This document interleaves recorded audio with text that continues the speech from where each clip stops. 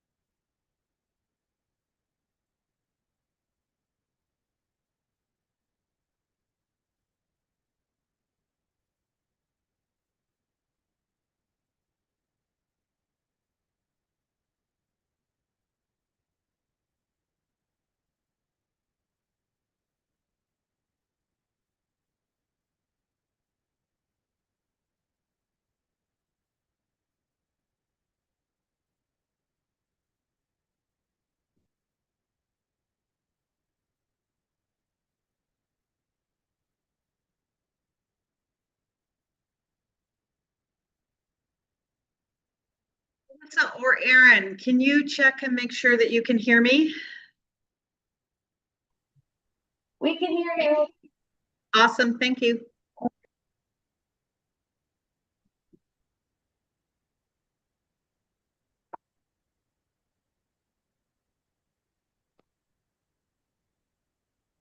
Can you hear us? Can you hear us? Absolutely. Perfect. Nice and clear? Nice and clear. Yep. It's fine, yeah. A little bit of feedback, but it'll be fine. Okay. Checking. Clear? Okay. Hey, it's doing something weird here, Aaron. Just hold on. Sorry.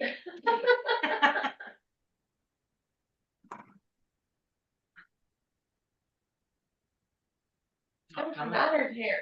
No, it's coming from There, there. I'll turn this up. Hang on, I'll get this. I'm gonna turn it off. And I'm gonna turn it back on. Why is it doing this? Testing. Well, Dan, you want to talk? Can talk any.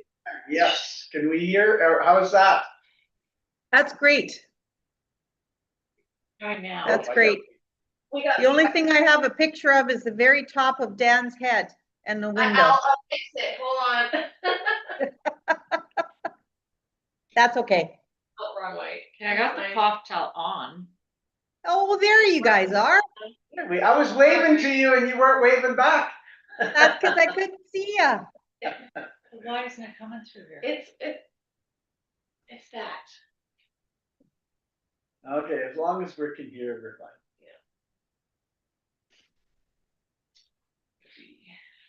We're just, Paul's grabbing a coffee and then we're gonna get started. Okay, perfect. Maybe I'll do the same thing.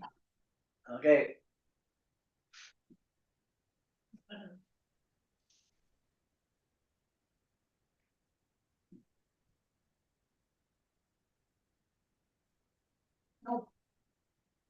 Where is it?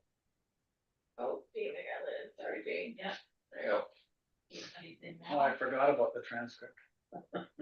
Yeah, we have to make sure we You get have to save it when you're done. That's what you missed last time. You had to push save. that. It goes onto YouTube still, but you didn't save the transcript last time. Okay, it is 9:31 or 33. 33 on the computer. Okay, 9:33, let's get going. So call to order. Agenda, before we adopt the agenda, there is one addition you wanted. Yes. 5.2 delegation Leanne Graham from Great Corps for land use bylaw review. She's not gonna review it, she's gonna present the Yeah, fact that present, we yeah. should do a review or Yeah. what type What of type? review. Yeah. Okay, anything else to add to the agenda? Move to adopt the agenda? I can do that. All in Okay. favor? Nice, there we go. Okay, the minutes of the December meeting, any comments, review, discussion? It's fine for me. Okay, move to accept the minutes. I can do that. Thank you. Okay, all in favor? Okay, public hearings, none. We'll jump right into the delegation. We're gonna start with shoreline management plan. Are Brad and Jane good to go? Yep, Yeah, Brad is here, and Jane is as well. It looks like. there we go. Hi, Jane. Perfect. Okay, Yeah, thank you, Council. Again, we apologize. We weren't able to attend the December meeting. Our house got hit pretty hard with whatever was going around at the time at Edmonton. First week in December there. So, thanks for taking our regrets on being unable to attend that meeting. We just wanted to give Council an update of where we were at with this shoreline management plan. We emailed out to Melissa this morning a bit of a update summary for council's information, with a bit of a timeline of what's been completed so far, and what the next few steps are as we go forward. We just sent it out this morning, so I apologize if council doesn't have it in front of you. I'm just kind of reading from it a little bit here. If it is of benefit, we can always present it onto the screen if we can be given those approvals. But just to kind of go over what we were doing most recently with this project, we had that walkthrough with council in October.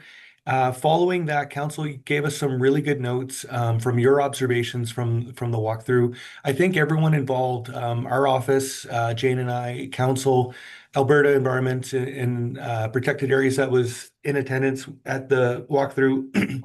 I think everyone learned a lot from everyone in terms of what the environmental importance of the area is, what its technical reasons for having the right of way are, how people use it, how people want to use the shoreline area, how properties that privately owned properties that abut it, how it interacts with that whole area. So understanding that there is this kind of dance between environmental use, environmental protection, public use, recreational use. I think we all came away with a lot of ideas and information and kind of new appreciations for how this area is used. So council was provided us with your briefing notes from that meeting. We had a meeting towards the end of November with Christine and Trevor from Alberta Environment and Alberta Environment and Protected Areas now, to go over what they observed, what council's notes were, and our information as well.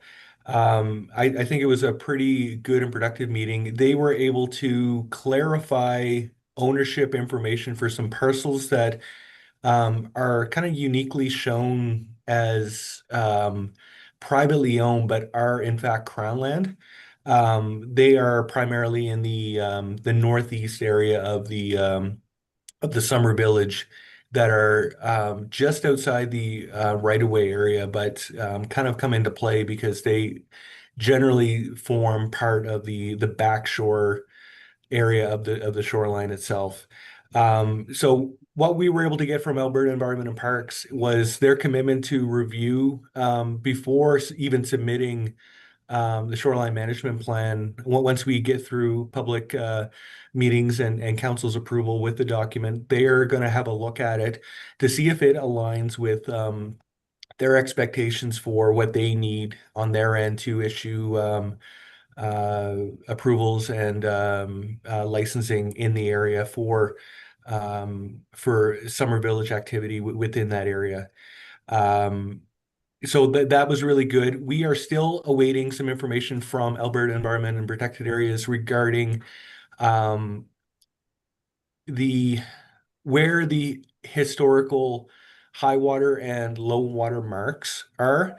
And in talking with council at the walkthrough and with AEP even the acronym's hard to say, with Alberta Environment, we think it's a benefit to include within the draft stormwater management plan, or sorry, shoreline management plan, scenarios that deal with the high water events and low water events as well. So where activities would be occurring in a given year, depending on where the water ends up being over the course of spring, summer, and fall.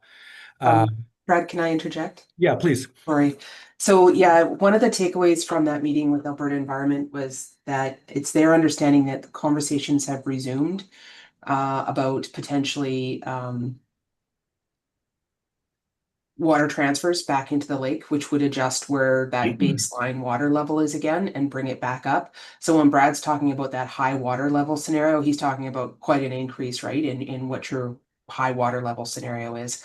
And it was Alberta Environment's recommendation, recognizing that these conversations were going on, that the plan identify both of these scenarios, your existing where the water level is right now, and then if that moves forward, where the water level would be. And that's because we understand that if the water level does change and go back to what that historic higher water level was, some of the areas that had been identified, say for storage of recreational equipment, may no longer be appropriate. So it would be helpful to have an scenario B, so that if we need to move the location for some of those things, that's also identified within the plan. And if some accommodation needs to be made within the lease agreements, those accommodations are already there, so you don't have to go back and look for amendments. So that was not something that we were aware of until we had that meeting, but I think is probably a good takeaway and something that will make this a more robust plan going forward too. Does that make sense? Is that consistent with sort of what council's understanding is? Yeah, Go ahead. sorry, that pumping, they have a cutoff point that is in their plan. And that would be nowhere near the high water mark. So it would be environmental activity that would increase that high water mark more than the pumping. So I would suggest basically they would pump maybe 3 to 4 inches a year, which would compensate for evaporation on the lake more than anything. So it's more of a stabilization than it is increasing. Okay. And the high water mark would be determined not naturally, but there is an overflow that does not allow the lake to get higher. So that there is an overflow that those gates down there, I believe it's near Parlbury, so the high water mark would not go higher than that. It can't go historical any more than what it is because of the overflow. Okay, so if the pumping does resume, you're not anticipating it going back to that historic higher level? Well, it'll go to the overflow level. So that's the level. The overflow level is now the high water mark.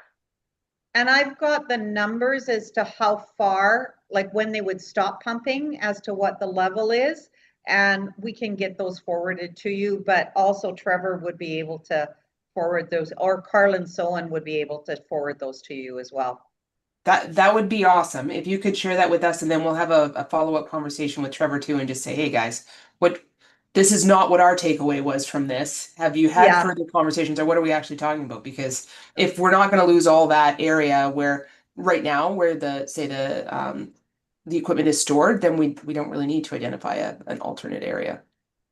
It was along the lines of what you guys had. It was probably about 5 years or so ago now, maybe 4 years ago, that we had very, very high water levels. And that was it. That was it, pretty much. After that, it was flowing over the overflow. And I mean, that's how much capacity that overflow has, so it could get a little bit higher as it goes into it. Yeah. But it was very high then, and it was pretty much right at the 1 in 100 year floodplain level that's identified in some of the reports that we've read at various times. So and if you use that number, that would be fine. Yeah, it made it spongy or a little bit, but it did not render that area unusable. Okay, and the time of year that was spongy, that wouldn't have been at the time that you were using those areas for storage, was it? That would have been Yeah, they would be pulled out in the spring. So yes, depends when people move their lifts and stuff, but it is the spring that's the high water mark typically, spring, early summer. Well, depends whenever we get the precipitation. Yeah, Yeah. Okay, well, we were gonna give you homework to start looking at identifying scenario B locations for some of these things, but now I think we've got homework. So thank you, thanks. Yeah, it's a number. The overflow is a certain elevation number that once it hits that, it goes over that overflow. Okay, that's what we're looking for, so we can identify that, and then we can just, everyone can have a look, okay. Yeah, and the pumping also is identified at a level, and once it hits that level, then they turn off the pumps. So they Well, don't increase the high water mark. Yeah, Okay. yeah, and nature doesn't increase the high water mark either. Yeah, the weir level is 780.85 meters. And so the high water mark would be the highest would be like maybe 6 inches above that, or If that, yeah. some point above that, whatever it's flowing over, but that's the top of the weir. Yeah, they are considering, Paul, increasing that number a bit, but it hasn't been done yet, but they are looking at that. You mean like raising the weir? Like that 780 number, I think they're looking at 796 or something like that, or I can't remember specifically, but we'll get it to you. No, Okay. Leona, that was increasing the pump shut-off level. It wasn't increasing the weir level. Oh, okay, you're right, the pump That's shut what off it was. level. Okay, that's Yeah, the weir level is not changing. That is the high water mark. The pump level starts earlier, ends later than it was originally. That's the, good. You had me worried there for a second. no, it's not the weir. No, not the weir level, sorry. Yeah, Yeah. sorry, I said that wrong. So that should not impact the areas that we were discussing. Okay, That's excellent. Thank you very much. All right, so we'll follow up with them and see what it is exactly that they were talking about, because it doesn't make sense now. If it looks like those areas will continue to be outside of the water in the event that this activity resumes. And then we'll just shoot a quick email to share with council. Okay. You Sorry, guys Brad. wanna- You guys want to share the project update on the screen? I think I got it going.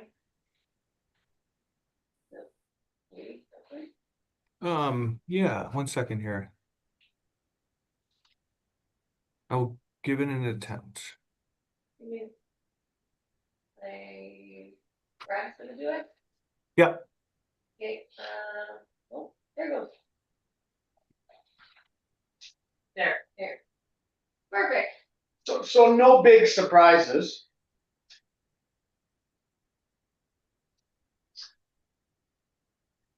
No, I don't think so. Alberta Environment they were great to work with. The only thing the two things that I'm not sure about how it will go in negotiating what is allowed within the lease area are, they were pretty surprised about the fire road. They didn't know it was there. Down by where the boat launch is. And I'm not sure they really like it. So we'll have to see how that conversation plays out as we move through. And they really were very supportive of having sort of the docking and mooring standards that you have recommended as being supported by the Summer Village in the comments that you gave us, rather than individual accesses all along the shoreline. I note that the language that you guys have included, a lot of it is recommended or encouraged rather than required or shall language. And we'll see what their feedback is on that, but I think it's a really good place to start. And then I know that it's that clearing of vegetation stuff and accesses through environmentally sensitive areas like the wetlands. There'll be a little bit of a negotiation there, but I think by and large, everybody is on the same page. We just need to reformat the plan to very specifically identify these different areas. So in looking at the first draft that we did, we had based it on other types of plans, like the structure of it. And I think that what Brad's suggesting here in this briefing note is more appropriate for what you need in order to have the direction that you need to get the things into the lease agreements that you want. So Brad, I'll let you go through that, but I think we're gonna be okay with Alberta Environment. They've been fabulous to work with so far. Yeah, bear with me here. So I'll just kind of quickly go over that, some of those properties that we had lingering questions about ownership and what the use and designation on the province's end were. We did in fact just, towards the holidays, receive confirmation about what their status is, and it doesn't appear to be anything that would, cause a wrinkle in any of the, shoreline managing of the for the plan. So we're not concerned about any of those lingering properties anymore. From council's earlier notes to us, we did have some direction about, the purpose statement and clarifying the many different designations and titles and plans and different things that come into play in this area. The shoreline is, it has lots of things going on with it, whether we're talking about, designation on the municipalities end with municipal reserve and environmental reserve. But there's also the license of occupation matters, the Buffalo Lake Water Management Plan right of way, the old Parlby Creek Water Management Project, how all those different layers affect this area. From the first draft to what we're working on now, we're working to just clarify and identify what those areas are so that everyone reading the plan, whether you're council, administration, Alberta Environment, or a community member, you can have a better understanding of what those areas are. It always helps us, we kind of work with this language often. So to have council's opinion on, what makes sense and what doesn't, was good for clarification on this.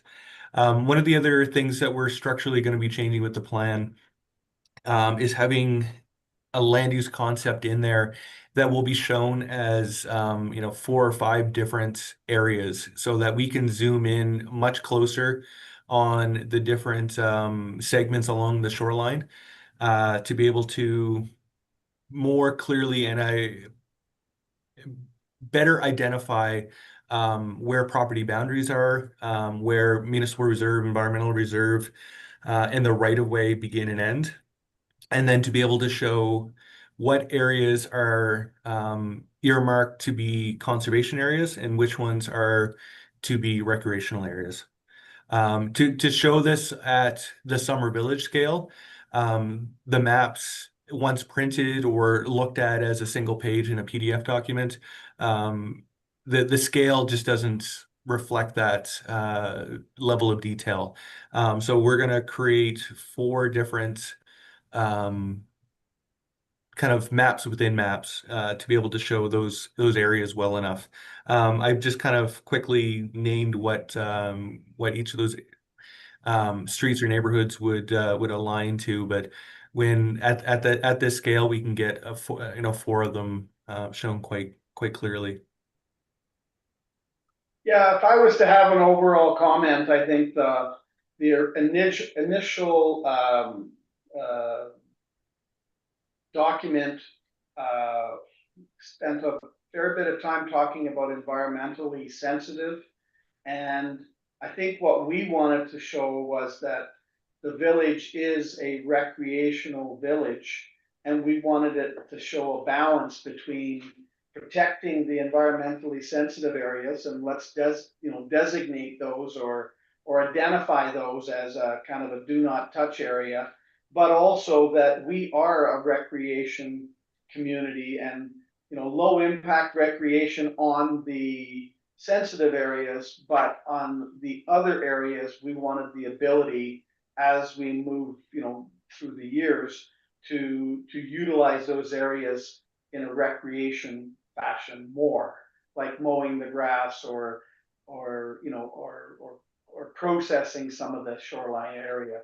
So what can we touch and what can't we? That's what we wanted to see more of, or I think we did more of a balance to show this. We have both of these not conflicting, but you know, how do we work these together? Yeah, that makes lots of sense. It needs more enabling language so that those types of things that you want to see have approvals for within the lease are identified here and consistent with what's going to be enabled through the lease agreement. Does that make sense? Yes, Okay. yes. Yeah. So that we have the ability to not develop isn't the right word, but we have the ability to make improvements or you know, or cut the grass in an area, right? Which, you know, the old Yeah. language kind of didn't really spend a lot of time on that, but you know, we want the Well- ability to look at that. One of the things we got through with the walkthrough with the Alberta Environment and Protected Areas was, you know, they were really good at identifying, you know, this makes sense for recreation. This does not make sense for recreation. This is good for conservation. We want to see these conserved. We don't care quite as much about, you know, this little patch of grass. Yeah. And I think one of the, you know, the current or the older plan doesn't really get into the detail of site planning. And I think this is a good benefit to not only guide, you know, what will be conserved and what will be used versus, you know, for anyone reading it to be able to look at it and say that this is where I can and can't do certain things. Okay. Any other questions, Leona? Anything that you want? Yeah. I'm just looking at his, the seasonal storage of boat lifts and docks. Guidance of seasonal storage boat lifts based on the following, so communal areas. We talked about communal areas, and some areas of the shoreline aren't conducive to communal areas because you can't move those docks up and down, the docks and the lifts up and down the shoreline easily or at all. So I would like to see a combination of communal and approved individual storage areas, if that's possible in the plan. And maybe a note to say where they would not be allowed. Yeah, Like that's yeah. more, that to me is more, you know, this is an environmentally sensitive area. We are not allowing the storage of it here or here or here. And that, and then, you know, an effort to encourage more communal, but in some cases, you're right, it's not going to, it does not work. You'd be dragging it up the whole beach to put it into a communal, which kind of defeats the purpose. But I would like to see, you know, you can't put them here. That's more. I agree. I think that's the best thing we can do. I know we've got language in there saying, you know, you can't cut down any trees for it. That has historically happened. I'm trying to mull over how we manage that. And I think as council, we have to kind of think about how would we enforce and manage and communicate these things out that we're committing. But I agree. I think that's the most important thing is we'll establish do not put anything here zones. Yeah. And then maybe there's going to be a gray area in between. The communal, I think, is more in just a few limited spots where we're offering alternatives to the do not put here rules. I think we're on the same page as you with that as well. So by identifying the conservation areas and the recreation areas, one of the things that would be within the conservation areas, this is not a place for storage of at anything. And then the policy direction relating to the communal docks and those things would just be, here are the preferred or identified locations where these would be acceptable. I think it's probably in your best interest if we're pretty silent on how and where you'll allow the individual ones, and you guys just deal with that through your docking and mooring policy, like what you want to do. So we could say that you know, these will be considered by the Summer Village as per your other policy, and don't get Alberta Environment involved in that at all, other than the part that they are involved in it, if that makes sense. So we're just, if there's going to be lots, we'd like them to be here, they can't be here, and then we deal with the other bits. Yeah, it's almost we're putting in a communal area next to like on Beach Access 7. Yes. Because there's that environmentally sensitive area, there's a communal so that people can store their stuff there. And kind of and identify there's 3 or 4 along the stretch that are environmentally sensitive. Therefore, we're recommending or suggesting that communal is the way to go next to those, so Yeah. that there's some space there. So you're still providing the opportunity, just in a different way. Yep, Yeah. Jane, I like the wording that you just used, to be added to that seasonal storage boat lift dock area or that document part. Okay. I'll make a note. okay, any other, did you guys, anything else you wanted to present, Brad or Jane? No?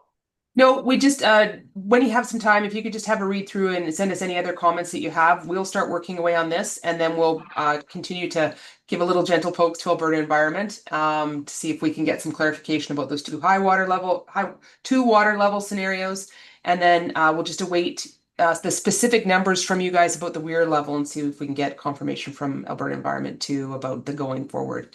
And then we can finish these changes and get this out the door. Have a peek at that timeline on the first page too. Let us know if you have any concerns with that, and then we'll carry on. Okay, Okay, thanks, council. thank you. Thank you. Have a great day. Thank you.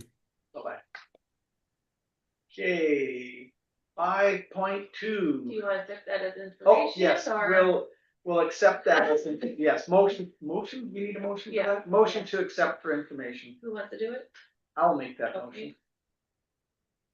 On favor, Thank Okay. you. that was good discussion. 5.2. That is Leanne. Hello, Leanne. Hello, everyone. Good morning. Can you hear me? Can you all hear me? Yeah. Yeah, Perfect. So I have been asked by Melissa to have a conversation with you about the land use bylaw. And so I guess, looking for some direction on what it is, I guess, that council would like to see done with the land use bylaw. The current land use bylaw was passed in 2022. And so since that time, for coming up 4 years here, there have been no amendments made to it. And so that's why I think administration has reached out, looking for this conversation and to see if there are amendments, either in a housekeeping format or a complete overhaul of the bylaw. But I don't know exactly where council's kind of space is around the land use bylaw. We do have a few housekeeping things that have happened over the course of this current bylaw. But recognizing in 2022 that RVs was our #1 issue, which put us into a grandfather list for all RVs or lots that had 2 RVs. And so with those changes, there's only 9 remaining as of January 2026 that are allowed the 2 RVs. So yeah, I guess my goal here this morning in chatting with you is to find out what the direction council is looking for around the land use bylaw, and see if we can do something with that here for 2026. I'll start it off by saying, I'll throw it back at you. Do you see any major, like, since 2022, have there been any major, we have to address this in a major way, or have they been minor tweaks? I would say pretty minor from what we're seeing. There are some things that we would want to maybe clarify on a housekeeping side of things. One is clarifying, the ask for bunkies or bunkhouses or accessory buildings becoming utilized as a dwelling or as a sleeping space. We have to be very mindful that with the IDP, we are held to a development unit, and making sure that we are not going beyond that on different parcels, because that will limit other parcels and how they develop. So I think that there can just be some clarification there about accessory buildings not being used as dwellings. There's some minor updating that could be done around fencing requirements, and specifically looking more on a design guideline for fencing. Accessory buildings, I think, is probably, and I'm looking because I do have Angela here, she just can't fit in my screen. Accessory buildings is probably the big one. that we're seeing as a bit of a trend. One, the size of them, the dwelling units, how many can be on a parcel? Do we count a gazebo or an open walled structure as one? Things like that. So I think on a housekeeping nature, accessory buildings should probably be looked at. Are decks considered an accessory building too? No, they're not. We took those out in 2022. Historically, the deck was considered an accessory building. And so then it became the conversation with, we also had public members at large on our review committee in 2022. The conversation was, is it reasonable to say you can only have 3 accessory buildings, or say 2 accessory buildings, and you have a detached garage and a shed for your lawnmower or your water toys or whatever, but you can't have a deck because now you've exceeded the accessory buildings. So in that time, we took the deck out of the definition of an accessory building. Anything major other than the accessory building or the extra buildings? The only thing that comes up is floor area. And so there's a real, I say, appetite for smaller homes, for smaller footprints in the village. So right now, the land use bylaw has a minimum floor area, and that's what we're trying to hold, or we are holding it to. We did establish in 2022 council as a municipal planning commission, which does allow for variances within the regulations. But I don't know if that's something that the public or if council want to pursue, but it is a question we get asked often, is if they can put in smaller cabins, smaller homes. But we So only have the one and we dealt with that. Is that not right? Yes, that's correct. Yeah. Yep. And So- often when the calls come in, we tell them what the minimum floor area is, and most people are complying. And that's why I say that MPC allows that variance regulation to the regulations, which does offer that flexibility within the bylaw. Yeah, Leona? So do you feel that that is being brought about by the propensity towards tiny homes? Is Maybe. that like, as opposed to having an RV there, them pulling in a small park model or something like that? I think it has a lot to do with just, the cabin feel. And so it's, in a lot of these cases, it's their second property. And so they're just looking for a small, sweet little cabin for them to come to the lake to. So they're not looking for, a full-sized home that they might have in the city or wherever. But again, it's not a significant volume of them. It is a conversation that's had. Most are complying, and the odd one that are wanting to request the variance, you're seeing as MPC. Okay, so accessories, floor area, I don't think we need to tweak floor area based on that discussion, but anything else that would you see as any new development, any subdivision development? Did we learn anything from requiring reserve land for green space and all that? Is there anything there that is jumping out at us I'm just thinking over the next 3 to 4 years. Well, one thing I'm thinking of is, we've got that undeveloped area that we've talked about the challenges for a developer moving a project forward to that. Some of the water drainage things being one of the key ones that would impact that. Is there anything that we might want to look at that could be solutions that would maybe encourage development of that area that, we might want to look at if anything there is holding it back? Leanne, can I just put in a clarity maybe? Yeah, you bet. Subdivisions are dealt with a little bit differently. The land use bylaw is your general overall how your properties will be developed. Subdivision is taking a larger parcel and putting it into smaller, where your land use bylaw will come into effect after the fact. Okay. Is that correct? Yeah, so I think when you're looking at the undeveloped lands that are within the village, Melissa is right. The regulations around the subdivision we're looking as MGA, the subdivision development regulations that are also put out, they're part of the provincial regulations, and then really your IDP and how that applies across the South Shore. But I think your land use bylaw is going to be where we will, following the subdivision or as a consideration for the subdivision for the parcel size. Are we going a small lot district? Are we doing a large lot district? And then how do we then accommodate that, still meeting all of the other regulations for a subdivision? Leona, Yeah, I would just, Melissa, you were the one that requested Leanne to come on. Were there any specific concerns that you were concerned about?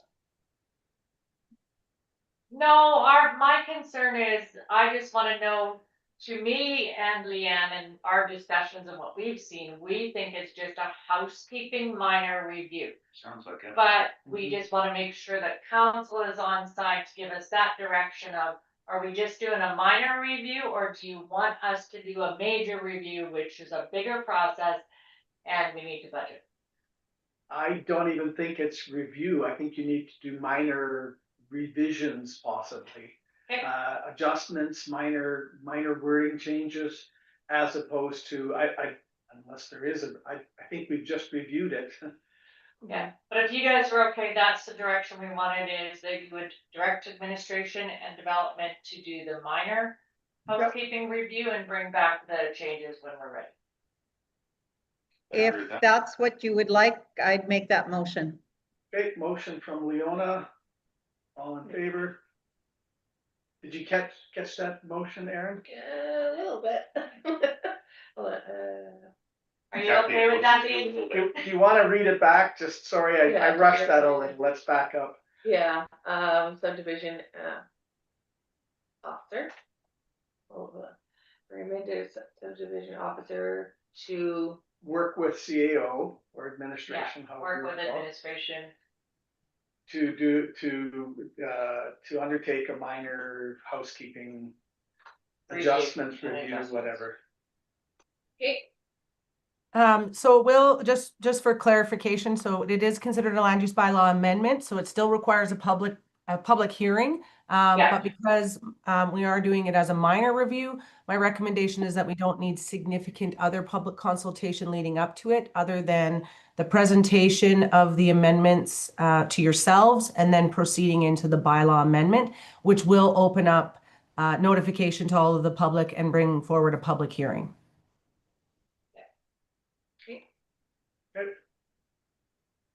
Okay, we've already made that motion and we voted on it, so we're good. We captured it. Yeah. Okay, thank you. Is there anything else? I guess we'll see you in a couple of weeks. Yes, you will. Are we confirmed for that end of month date at this point? there you go. Yes, I did email, we'll develop calendar invite, Okay. and I will talk with you later, Leanne, about that. I do apologize for having to change that date, but unfortunately we had a loss in our family, and so No That's where we worries. No worries. Yeah. Thank you. thank you. Thanks. Bye. Hey, Okay, bylaws and policies, fire control, fire pit.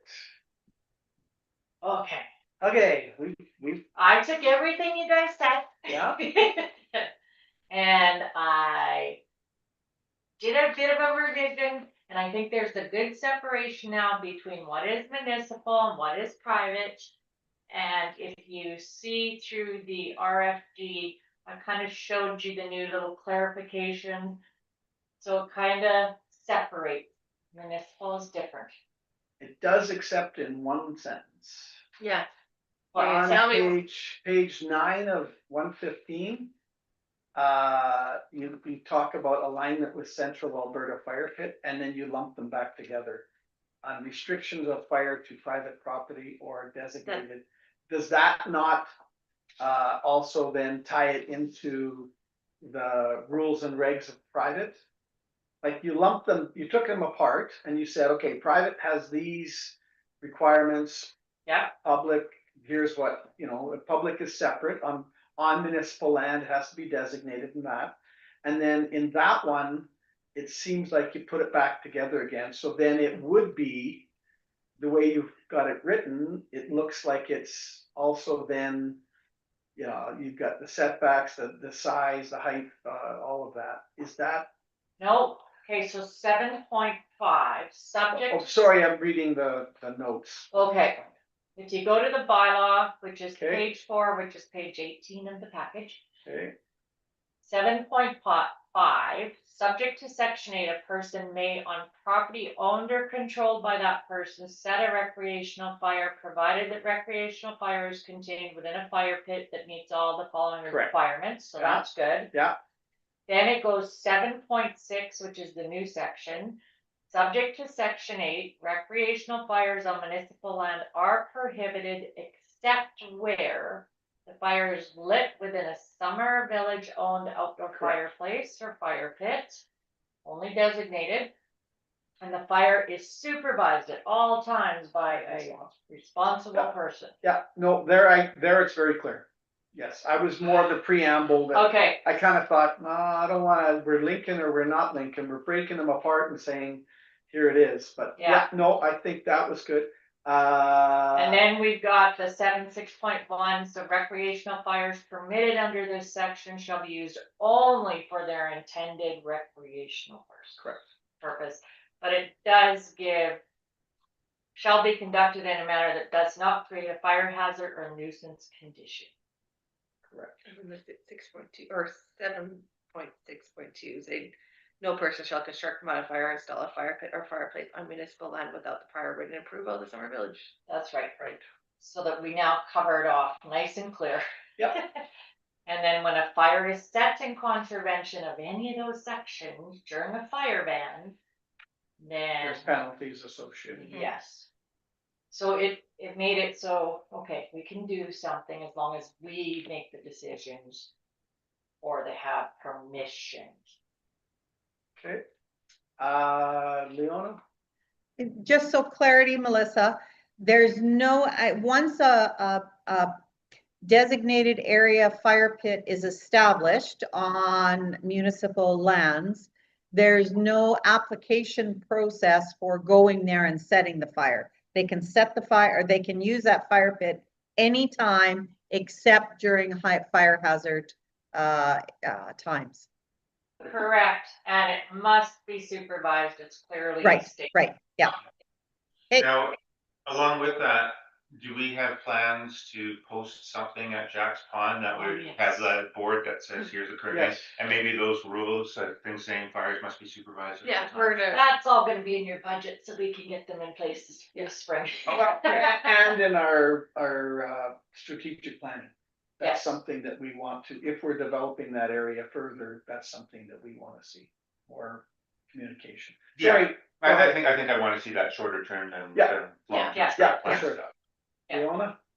So just a quick clarification, responsible person, is that a responsible 14-year-old or a responsible 18-year-old? Is that addressed in here? It isn't. Is that something that we need to address? Do you have to make a definition, or do you have to say a minimal age? Ooh, Just the fire is supervised at all times by a responsible person. I don't know how much more clarity. I don't you want. think, I don't think we ought to put age limits in that. I guess I would defer to what Alberta government would define as that in some of their regulations, like, is there any regulations about a minor having a fire in a fire pit in a campground? yeah. Yeah. I But guess they- I would align with that. But is it, you're supposed to leave a fire not unattended? Yeah, it's pretty well, you don't. leave Maybe that that's the in. word, Isn't that in instead of a here? responsible person, The it fire cannot leave it be unattended. unattended. Yeah, That's That- 7 point, where was it? Yeah, I So you just would didn't think want to maybe see 7 the argument opened up that, oh, well, my 14-year-old went there and lit a fire and he's responsible. Well, you're responsible for your 14-year-old, so you're responsible. Yeah, for I for just that don't know whether or parent. not that's an issue. well, I think in that kind of a case, you'd have to make a decision if you were gonna go after the property owner for the expense. Or the, person And who that lit the may fire. require a court case. I think if you put too much into this, limiting age, It does say the fire, like on 7.6B, the fire is supervised at all times by a responsible person. Or That's by right. the person, I don't, you don't even wanna restrict to say by the person who lit it either. No, you can't say that. No, you can't say that either. No. So I don't know, But by I a think, person, but at what point you Yeah. could have a responsible 14-year-old that's very responsible, Yeah. or you may not, right? Right. sometimes a 14-year-old is more responsible than a Then I know. 50-year-old, I don't know. So, Yeah, I would suspect we probably just wanna leave that responsible person, Yeah. but. Yeah. Okay, if you yeah, run I into just that- wanted to raise it. yeah, I think that might be a legal, we'll decide at that point in time how to handle. I'm Okay. good with that. Okay, Fine. any too. further discussion? I think this is a huge improvement. Yeah, well done. I like Thank this. you, and I did all the background review for you, as you see, Yeah. after the bylaw, we're pretty well equal across the board with what other municipalities are doing, even with diameter, stuff like that, but it's nice that we separated municipal from private property. And so do we need a motion to accept the revised It's fire control? you'd be third reading because it's Third the new reading. bylaws, Yes, right? yeah. Okay, so call for third reading. Fire motion. control bylaw 218-25. Third and final reading. Presented, third and final, yeah. and I'll as make that presented. motion. Okay. All in favor? Thank Okay, you. passed. Check, I've got that done. Okay, well done. Yeah. Hopefully the next one is. Okay, dead standing trees. Is that the next one? Yes, The next Oh. mountain to climb. Okay, this one has been beat up a few times too. and I've had it reviewed and I've made the minor adjustments, so I sent the revised with all the things that you guys had said you wanted me to review. And there was a couple of minor word clarifications, and this is it. We're hoping. We're hoping. Almost. I got a few comments. I can't go out Yeah. with a few. Hey, Paul? I- it's yours. I have a couple Alright. comments too, so sorry.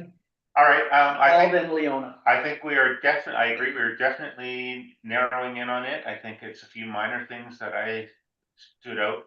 Page 27, section D, environment and access restrictions. Wanted to revisit a little bit about, Alberta environment requirements, including frozen ground access for shoreline and lease lands. I totally agree with the second point, or So sorry, the third. D, so that section D is part of the RDF, what you talk about, is it going? Yeah, I need to go right into the Bylaw, bylaw. for the policy. Well, I guess I just wanna Yeah. kind of make sure we're aligned on it. I think it's really important to say restrictions during unstable conditions, spring thaw being the largest one. For the most part, our environment here is not like a northern bog environment or something like that, where, we really want to encourage things to be done from October to March or November to March in frozen conditions. Do we really need to put that sort of language in this bylaw of, we really want to encourage people to work in winter? Or is it more just we want to say, when it's spring thaw and it's mud and, you're gonna be ripping stuff up, avoid that. But I don't really have a problem with somebody going in summertime and clearing tree out of the way when, we're not tearing things up. Oh, you're talking about the shore, okay, I see, 10.1. Okay, Okay, let's jump to there. 10.1, page 32 of the package. I got it. Okay. The question it's under 10.1, that first, shoreline areas of recreation leafland. yes. Yeah. So non-emergency removals requiring vehicle access for cleanup or removals are only permitted October 15th through March 31st, when the ground and shoreline are fully frozen and stable. Vehicle access is not permitted during thaw periods or when conditions are soft, unstable, or could cause rutting or shoreline damage. So I think that covers off the next part. Right, so could we remove the first part and just leave the second part? You Well- can't get in there when conditions are soft or unstable, are gonna cause damage. Do you want vehicles in the middle of summer? Vehicles, like not tree removal year round. But do you want vehicles on the shoreline in the summer? Well, why would we ever, well, Cause that's what this is Yeah. vehicle access. If it didn't have those two words in there, I would. And have not a problem with emergency. it. Yeah, Yeah. so, okay, I'm thinking of a But I'm scenario. thinking if where you look at the Smith. dates, we got a large tree, hazardous, needs to be taken down, we agree on that. Okay, so what do we need vehicle access for? Maybe if we're hauling some of the tree away, then you need to get a truck down there that can load it up. You know, our regular policies are, you know, recreational use of a vehicle down there is not permitted.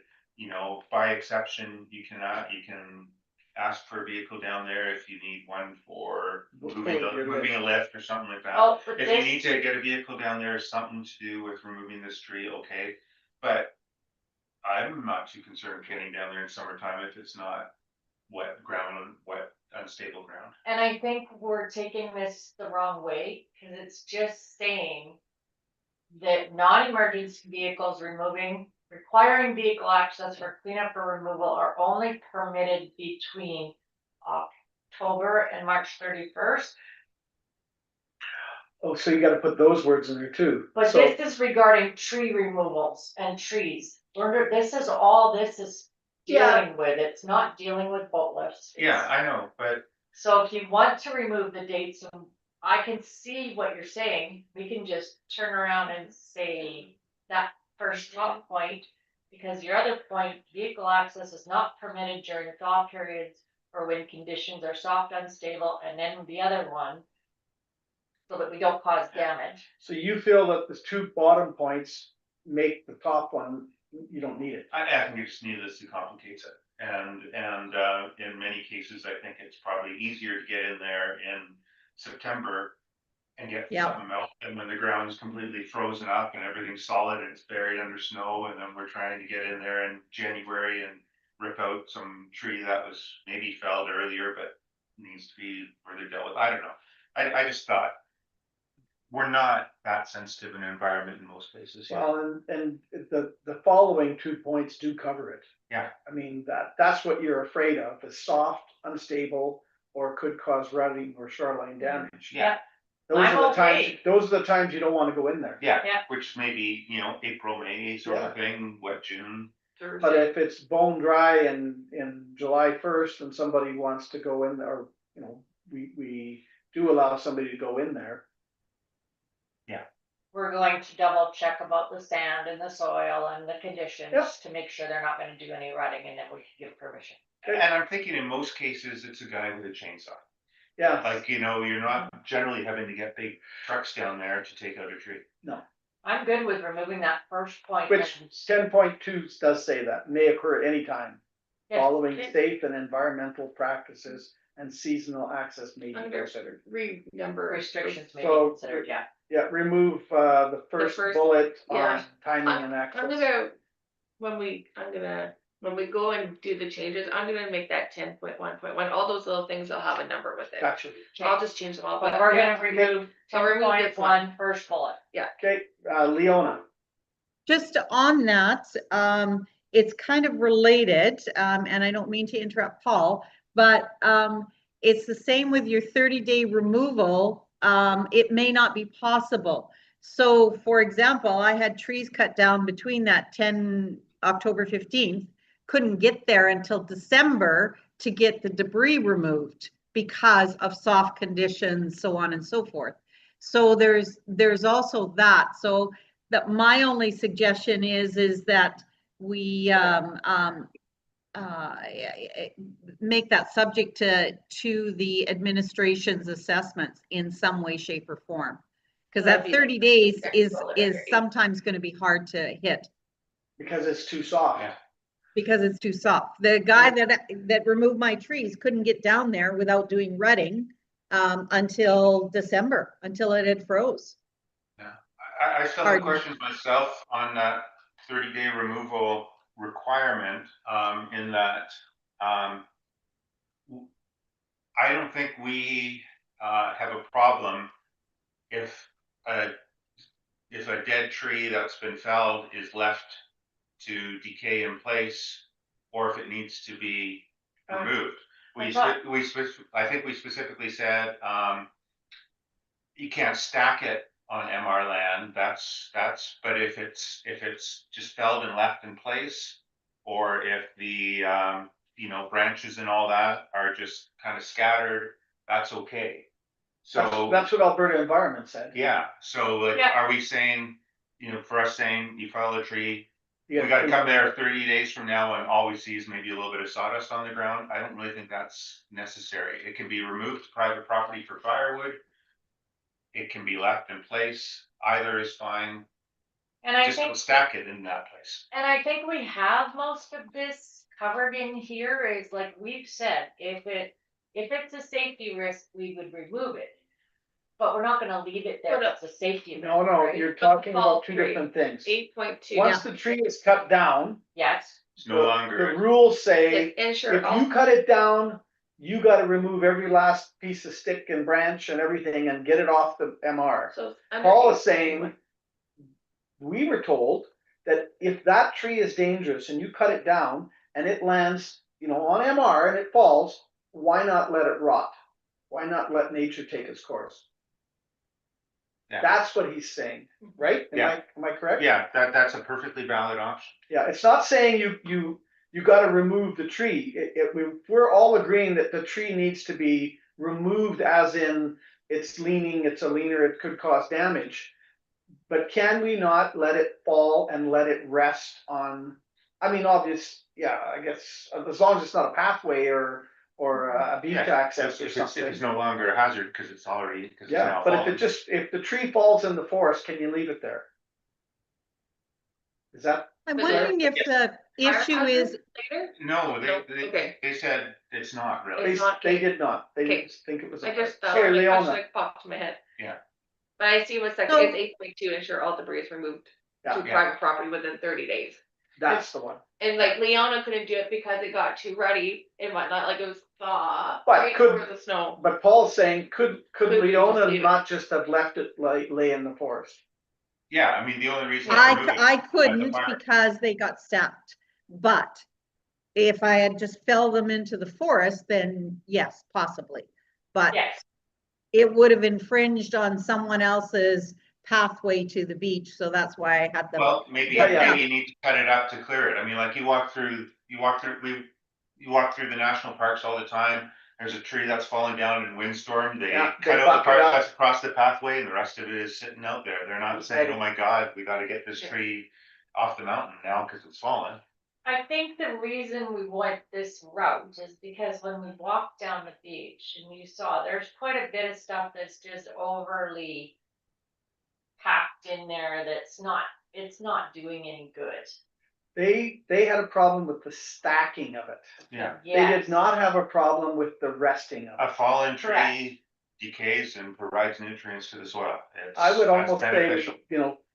material must be, Sure, all debris is removed to. Yeah.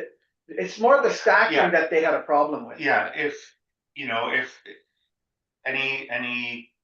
any firewood retrieved from this may not be stacked on municipal You reserve can't land. stack wood or And, debris you know, on the MR. you That's know, more important than removal. I got no problem if people want to salvage some of that tree for firewood, but you that stacked wood is stacked on your own property.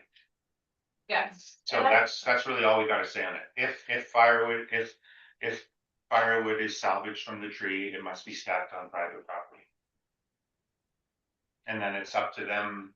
We've got no We need to tweak the concern if record. it's left in place or if it's salvaged. ensure all debris is removed to private property within 30 days. So if we Pass remove that, both pre-inspection and Yes. post-inspection by municipal staff. Be completed within timeframe specified in the approval where private property access is impractical. Limited access to the shoreline or frozen ground may be approved to reduce disturbance or comply with environmental regulations.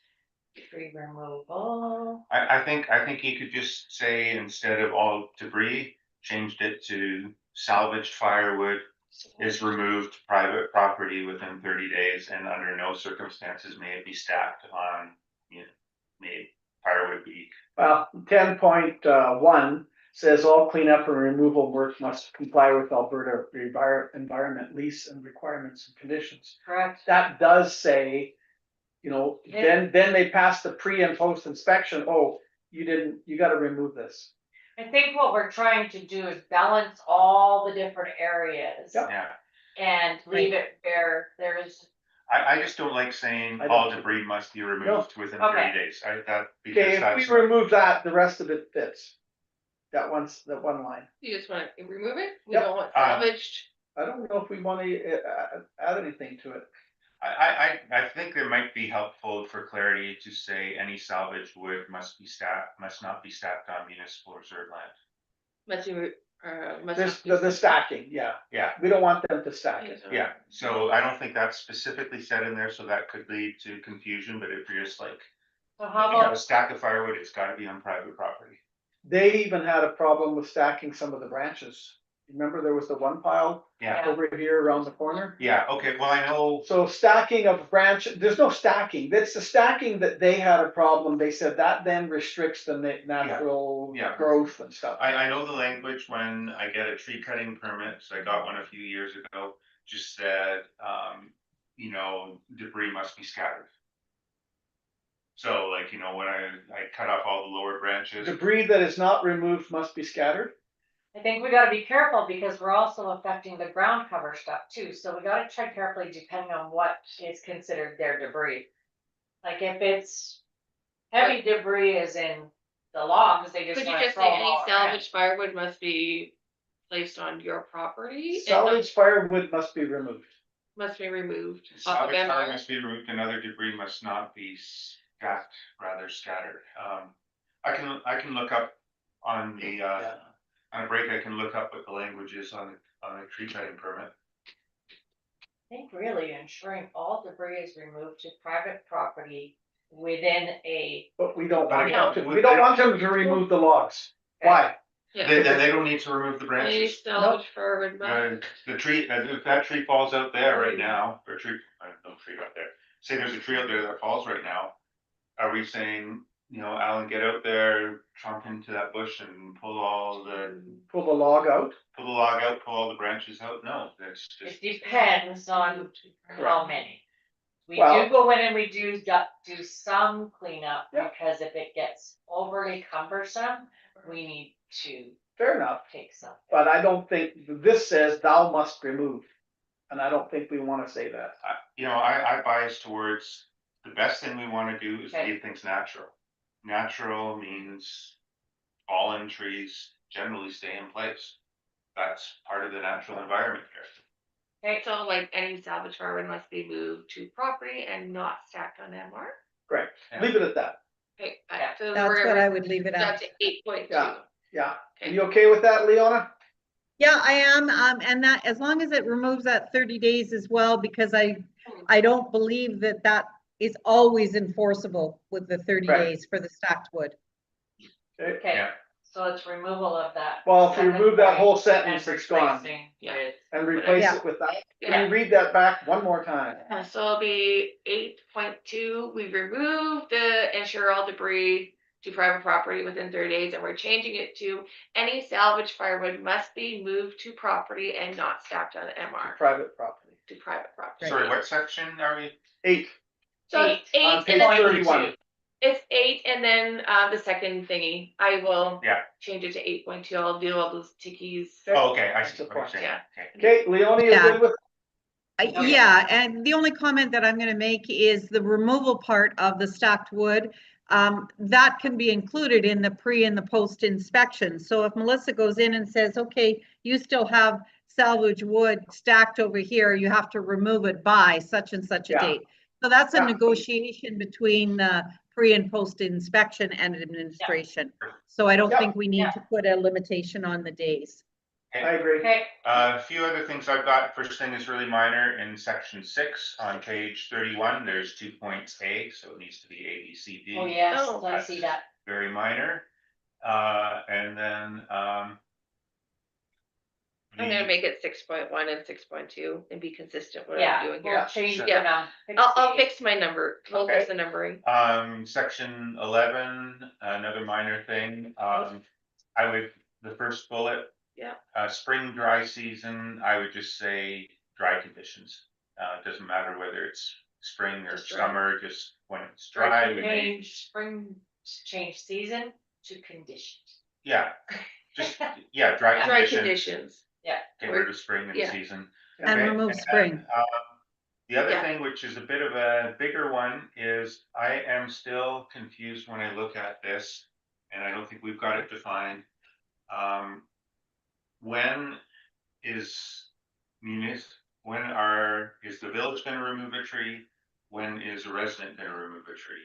I get So confused on this, that I don't think we've got that This figured out. policy is just enacted, like, we'll do our own tree things, but it's enacted when a resident says, hey, I think this tree needs removed. Okay. Yeah, but- That's the so I- only reason this policy is here, because we're still gonna do what we do. Okay, but I come in here and I say, there's a tree on the MR next to my lot that I'm worried about. I'd like it taken down. Is Alan gonna go out and chop down the tree, or are you gonna say, You can take it down. you can take it down if you want at your expense? We don't have that defined yet, how we make that. We are And part of it doing- reads that we're Yeah. gonna do it, and part of it reads that we're gonna give the resident permission to cut it down at their own risk and cost. So what we do is, okay, you're making it aware to us that there's a tree next to my property on municipal land, which is what we're dealing with all the time. And so you tell me the location. And then I'll probably say, do you have a picture so I can have an idea of where we're Yep. going? Yep. And that's when we go out, we inspect it, and based on the bylaw definitions, a dead standing tree means a tree that is lifeless, lacking live foliage, brittle, and structurally unstable along its entire height. Yep. Such that failure is reasonably foreseeable, we're gonna book to get it dealt with. We are, the village, Yes, So then why do we have all this part in here about about them. the resident having to remove Because- debris? these are where residents that don't agree with us, this is allowing them the mechanism that we will continue to, and if it's, they wanna deal with it, and some just say, I wanna deal with it, I'm getting stuff done on my property, I'd like to take this one down, and we've inspected it and said, okay, yeah. Then we will do it. So when would we say no to a removal? When we looked at When we it look and at it, it's we still didn't think- alive, Oh, we look at it still alive, Yes, or we look at it and say, we don't agree that this is an imminent hazard. And the resident says, well, I still think it's a hazard, I'd like to take it down. Like, if the tree is still alive, we're not gonna give the resident permission to take it down. Tree, like, I guess I'm not clear on, is to have that tracking mechanism, because this is what we're running into is, yes, we did go through this fall. We have some trees, but no, they are not imminent. okay, Even no, though- that's not what Paul is saying. Paul is saying, when do we remove it? When do we give permission to remove it? So this is just the balancing act of what we have been dealing with. Yeah. Some people just they said, I'm gonna be doing stuff, I would like to have permission to remove this one, so we go and inspect and say, you know what? Because we can't access. We can't get in there, maybe it's behind someone's property and there's no access for us, then we let them do it. That's what these are trying to cover off, it's not a foolproof, but it's just to give that opportunity. we started this whole process a number of months ago because of this very point of confusion Mhm. of when do we take down a tree, when do we give permission to a resident to take down a tree? Yeah. When do we deny both? I am not comfortable that we've really clarified that through all this. I think we made some great steps forward, but I don't think this gives you direction to say when you do a tree inspection, to say if it's as A, B, or C. And it's a budget expense if we're going in and, I've got 3 trees that I look at on the MR in my reserve that when this is, clarified, I might come and say, look at these 3 trees. If I'm taking them out myself versus if Alan's taking down, does have significant budget implications, and I don't know how it would be based on looking at this policy. It's not clear to me how When Alan direct you how takes to it decide down, on they these take, trees down. And that is part of what we're running into is the budgeting. Yeah. Like we. And that's on page 32. Where resident participation is essential due to limited municipal staffing and budget constraints. Right. But I don't know, I just still think we've left a big gray area of arguing between landowners, not landowners, it's municipal reserve, but adjacent landowners' expense versus municipal expense. It's not clarified at all. If a tree is hanging over an access pathway and that's clearly on the municipality. If a tree is gonna fall on somebody's. Private path? I don't know. no, it's not private. Or if a tree is gonna But we fall, have had that issue that we've got into this with the resident. And it's a private path. okay, So this is where the clarity that we're just trying to say, Or- let's get something. or fall onto the resident's structure on their private property. That's a case where I've got where a tree could fall and Take take your out my fence. shed. Yep.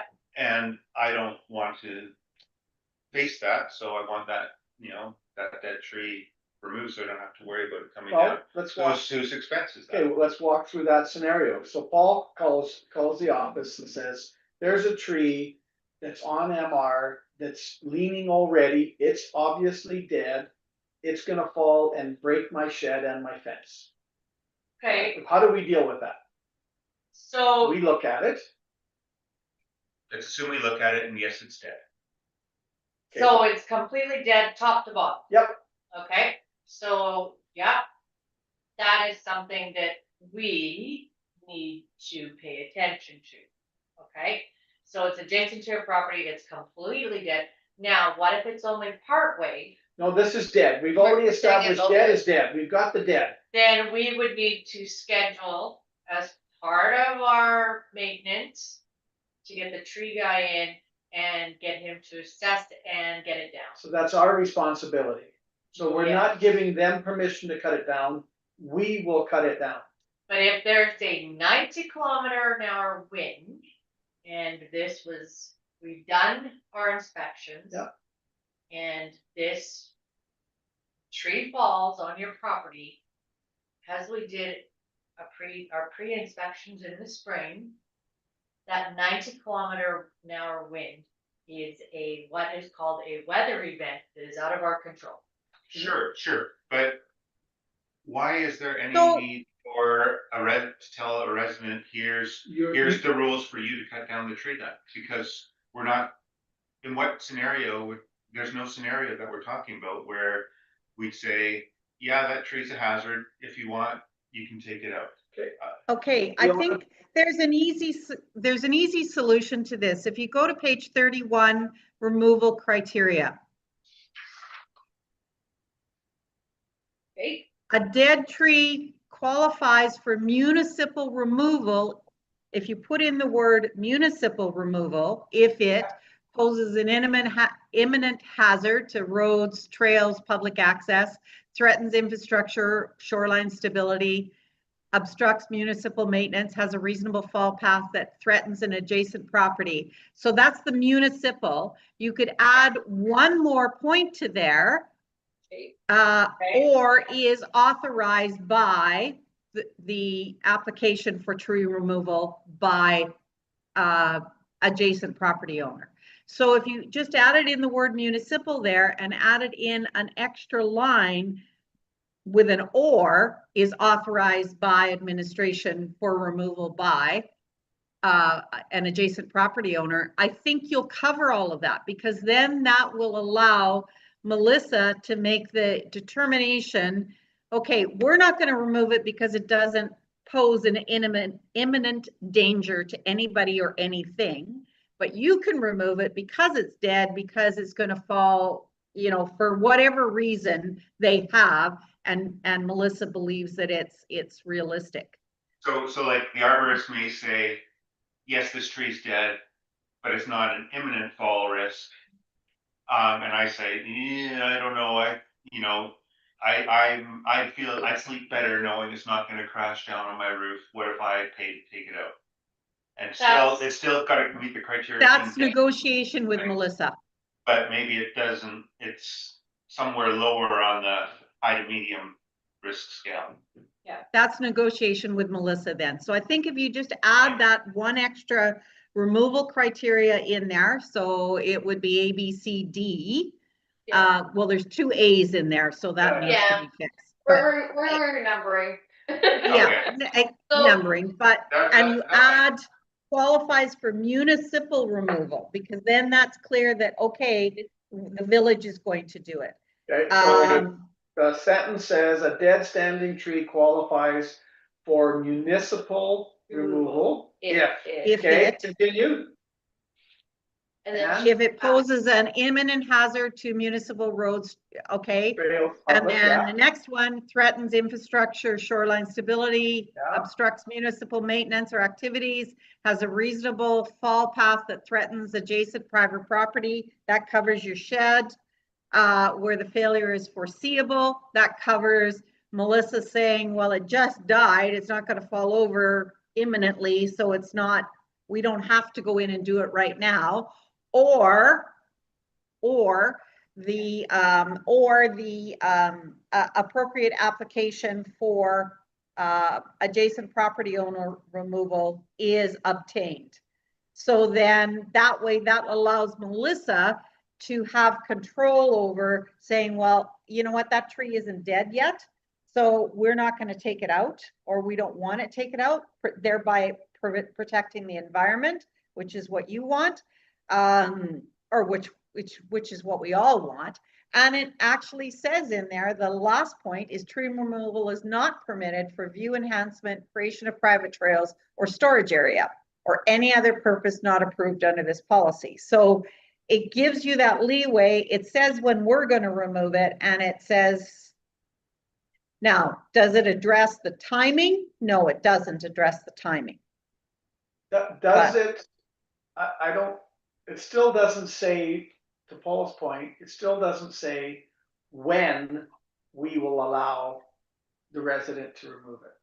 When they submit an application and Melissa approves it. But why would So Melissa that ever? why approval would is all in Melissa the ever- application. But why would she ever approve it if it's not gonna if it's not imminent danger, it's not dead, it's not whatever, then why would she ever approve a removal? I'm trying to think Yeah. back I to think- Paul, when do residents get permission to remove a tree? It's not dead, you can't remove it, it's not posing a threat. Yes, it'll eventually fall in the forest but no, you can't remove it. So when would the office ever give permission to remove a dead tree? If they can't remove it within a certain time period. So if Melissa says, okay, the tree is fairly stable, I don't think it's going to fall within the next 6 months to a year, which is part of her insurance thing that says reasonable foreseeable future. But the resident says, you know what, it still makes me uncomfortable. I would really like to have it removed. I will offer to remove that tree myself. So it's more of a timing issue than it is of a whether or not the tree should or should not be removed. So It could be meets the timing, it could criteria. be timing, it could be degree of risk. Like, we don't think this fits our risk hazard of something that's gonna, maybe if it falls in a freak wind that's going the other way, it's gonna hit your private property. Normally the trees fall this way. We don't think it's a high risk. It's not zero risk. We don't think it's high enough risk. The Or landowner it's says, not dead from top to if bottom, it's not dead from top to bottom, the answer is no. We're clear on that. right? But then again, perception is gonna be, and if they be, Yeah. it's a tough call. If you can say, I guess you could just say, there is a mechanism here where if we say it doesn't fit our criteria for imminent removal, if the resident feels otherwise, they can apply to remove the tree at their own expense. And- We could still deny it because it's not dead. we could still deny it for other reasons, but it does give, you know, And it gives us a reassurance of when, here's the, cause I don't wanna be in a we've situation where, got one that it's a hazard to, I have my own personal trail, it's a hazard to, and they cleared it. well, yeah, like. I This think, allows me to say, no, you can't. And then if repercussions, when they do it, we would have some enforcement mechanism to say you've Yeah. gone against. can we just say,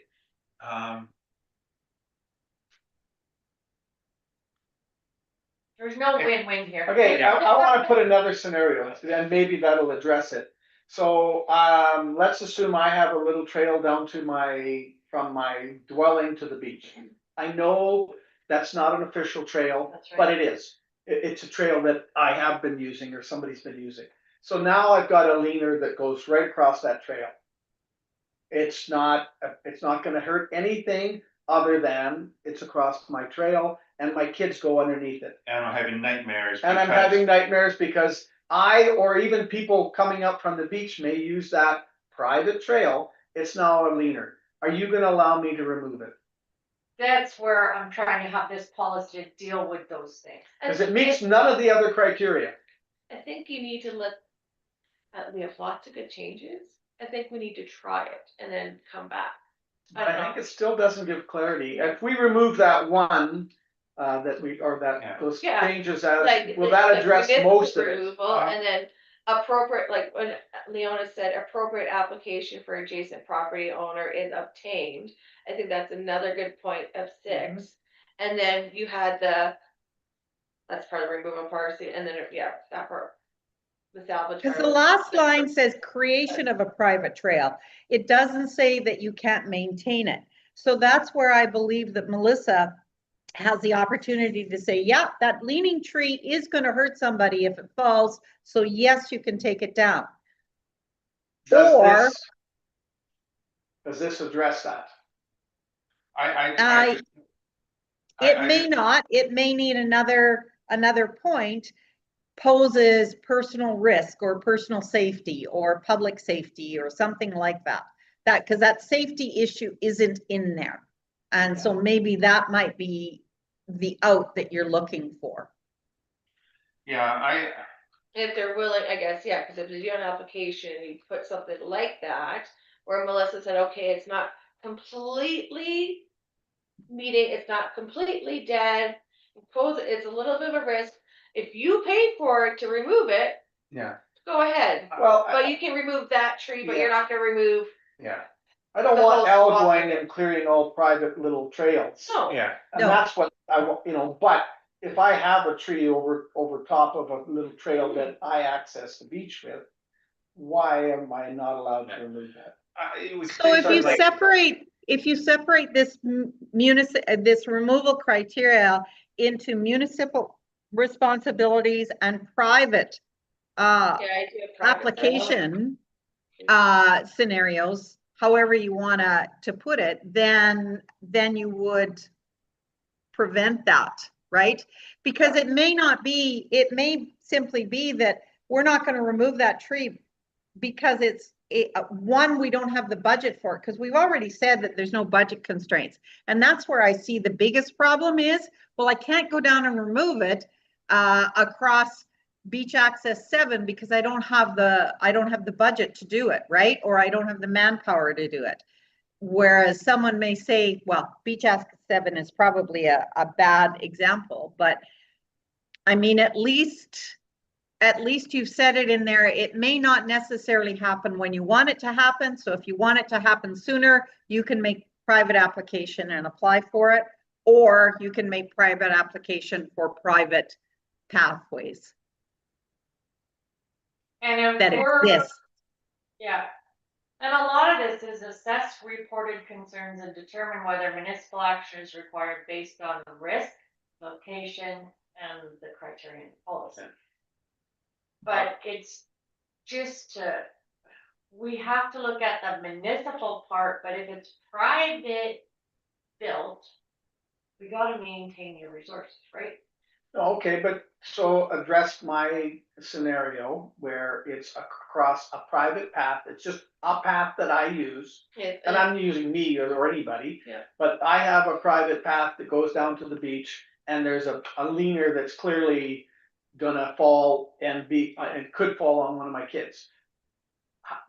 I can make application through this Mhm. and you can still give me permission. Now, if it's gonna be Beach Access 6 or some other one, then we, the village, must remove it. That's what it Correct. kind of says. Correct. We're good with that. Yep. But this would still allow me to cut a tree down on MR if it was gonna hurt somebody.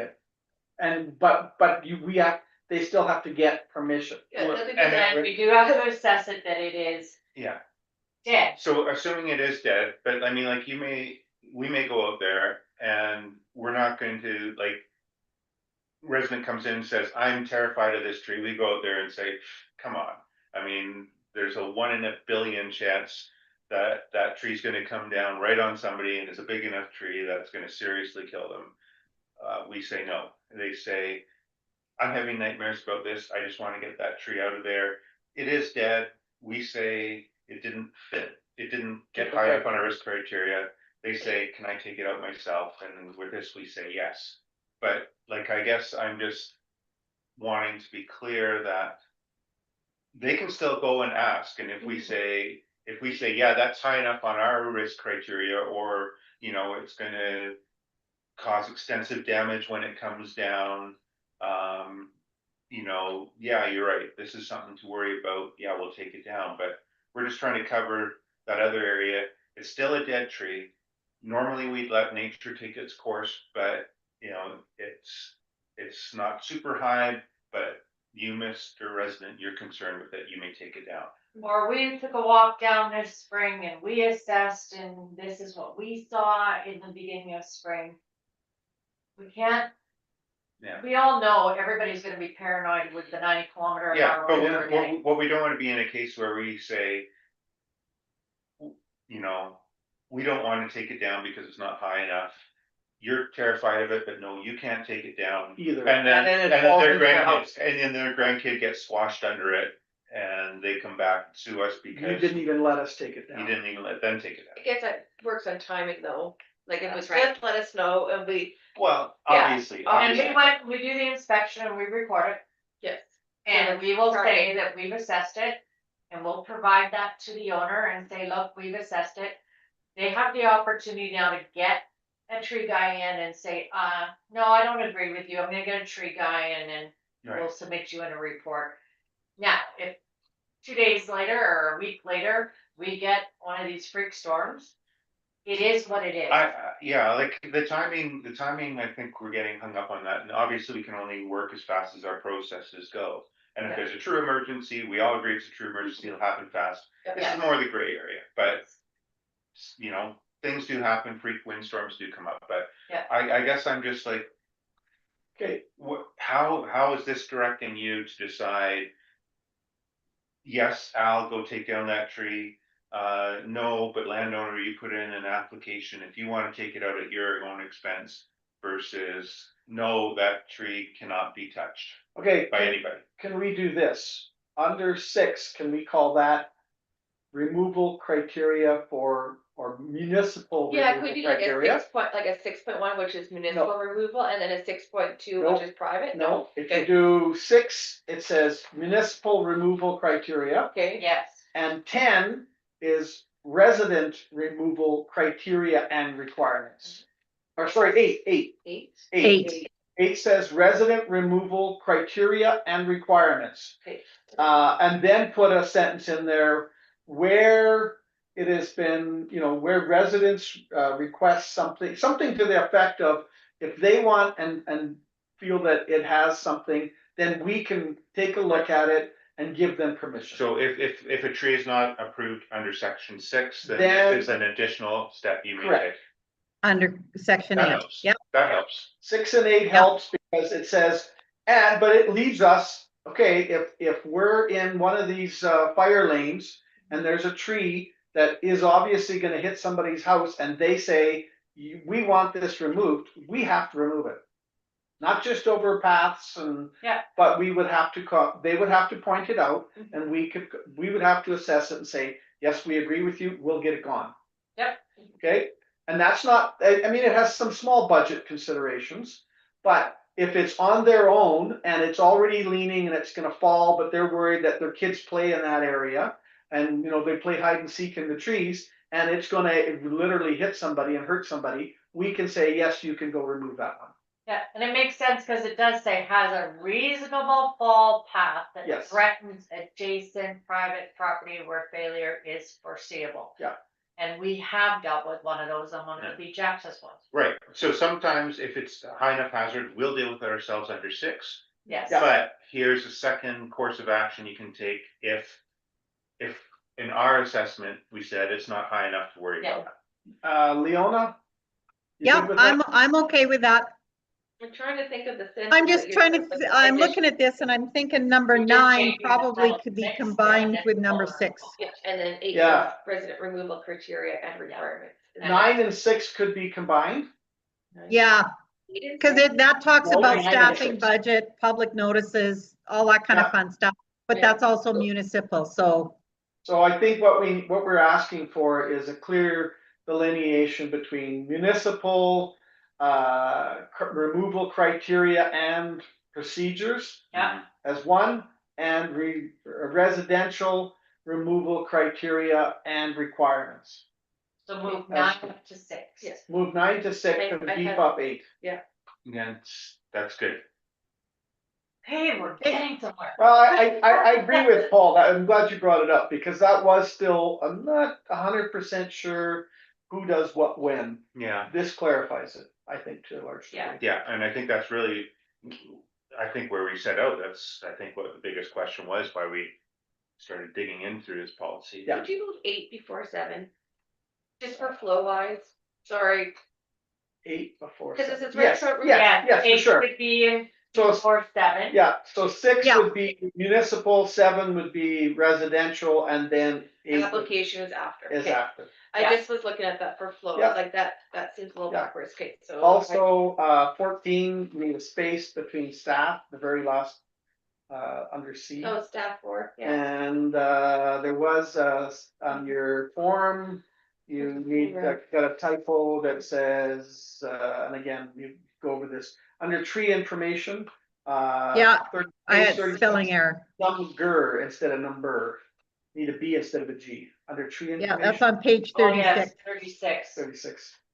Also, there's a couple other Yeah. things that I wanted addressed in there, if you wouldn't mind. Okay, sure. One is clarity on location services of what's MR and what's residential.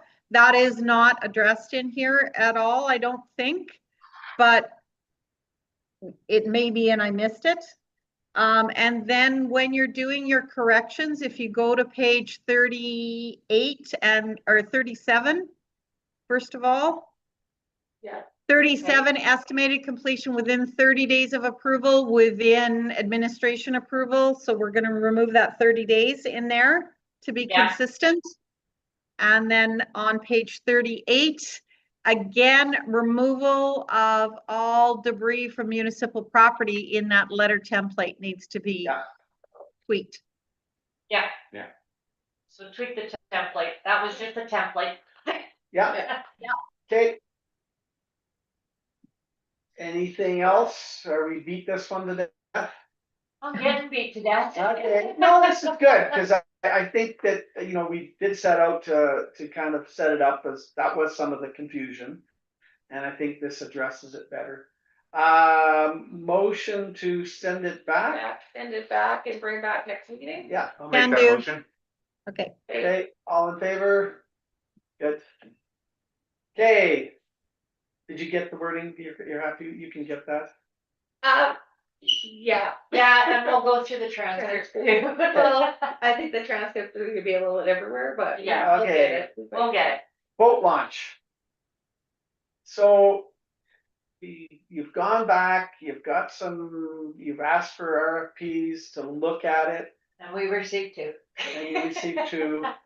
And they both still have some flaws in them, but Paul, I'm gonna let you lead this one because I'm still not satisfied. I don't know why, but Well, it's a chunk of change. I think the new quote that we got from WSP, I think WSP is the name of the company, Yeah. isn't it? Uh-huh. Yeah. I was impressed with the quality of their proposal and the approach that they're taking and the diligence of it. I think I felt quite good about that. The costs, I mean, on both of them, it's not fixed cost. I think both of them said, here's what, it'll be based on an actual hours budget, and this is what they think it is. So, I kind of lean towards saying, let's go ahead with WSP one. I guess two questions I've got is, are there any grants that we can identify that would potentially help to cover some of this upfront cost, or would this be entirely out of budget? And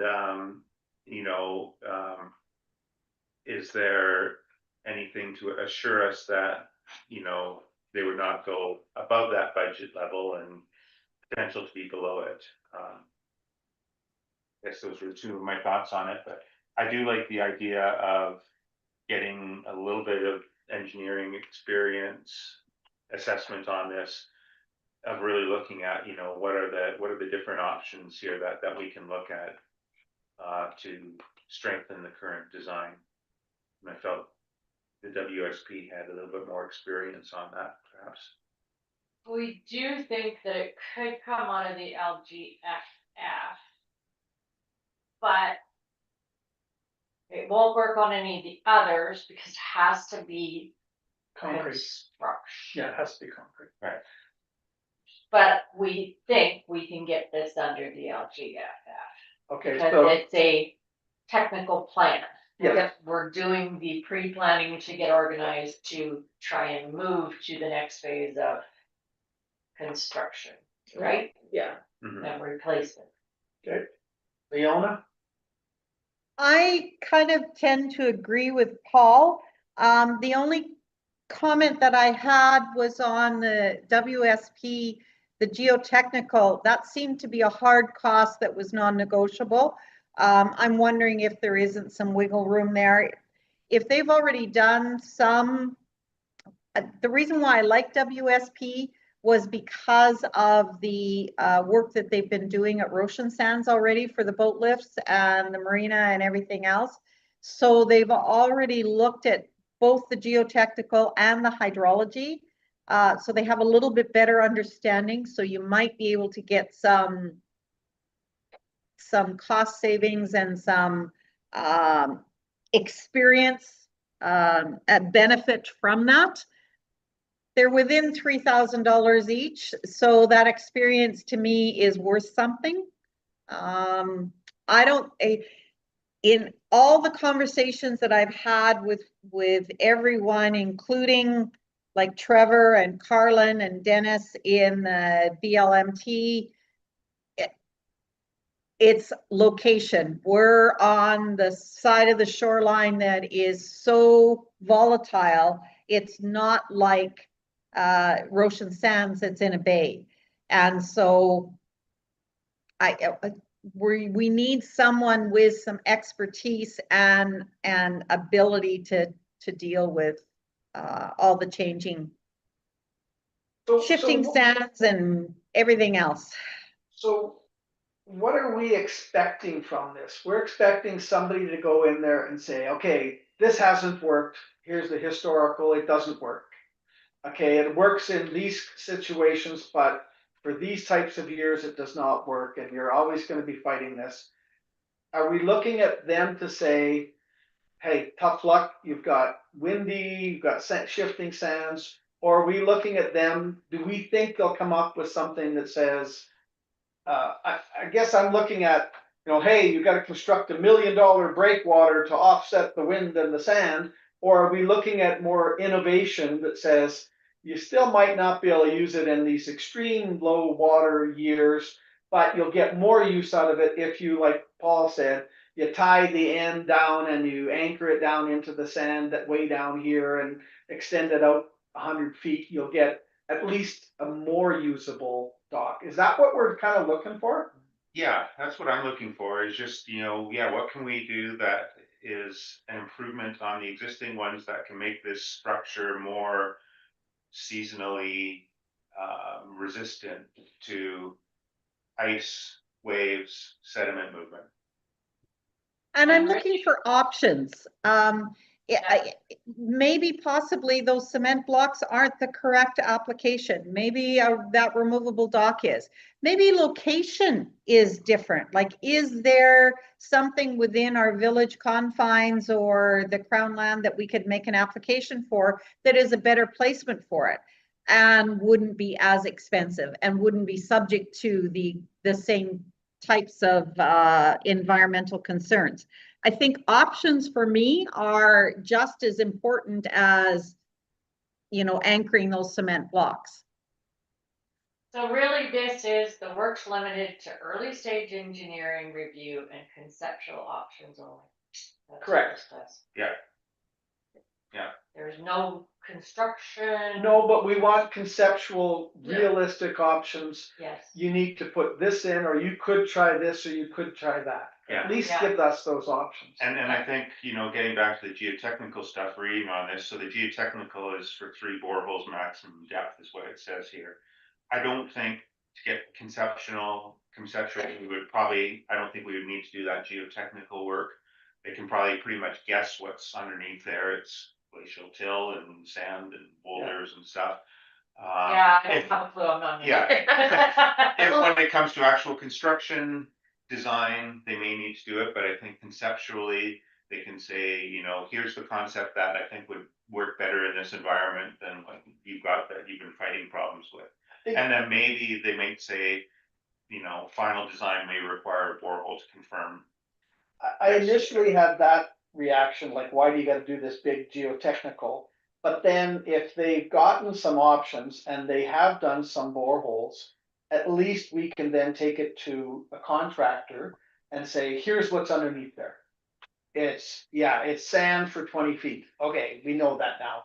So we'd at least be able to give them that rather than throw it out there and then the contractor come back and say, well, you got quicksand underneath there. Like, it would at least give us that. Like, at first I went, oh, good, we can save 10 grand by not doing the geotechnical. But I think you're right, it's part of when they Think come up with the conception. I think maybe once they have a suggested design in place, then it might be confirmed with geotechnical Okay. if So necessary. it is deletable under WSP. I think so. I That's think what they say. I think they can come back, I think they can come Yeah. back to us and say, here's the top 2 things, top 2 ideas.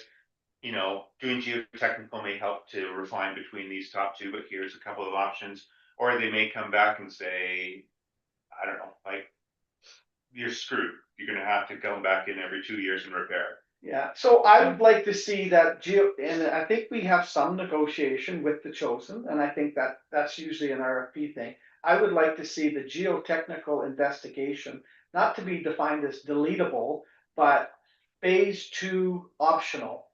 Or something like it's an option after phase 1, the preliminary information and the design report, that's an optional, like phase 2. So we may pay 16, we may pay 26.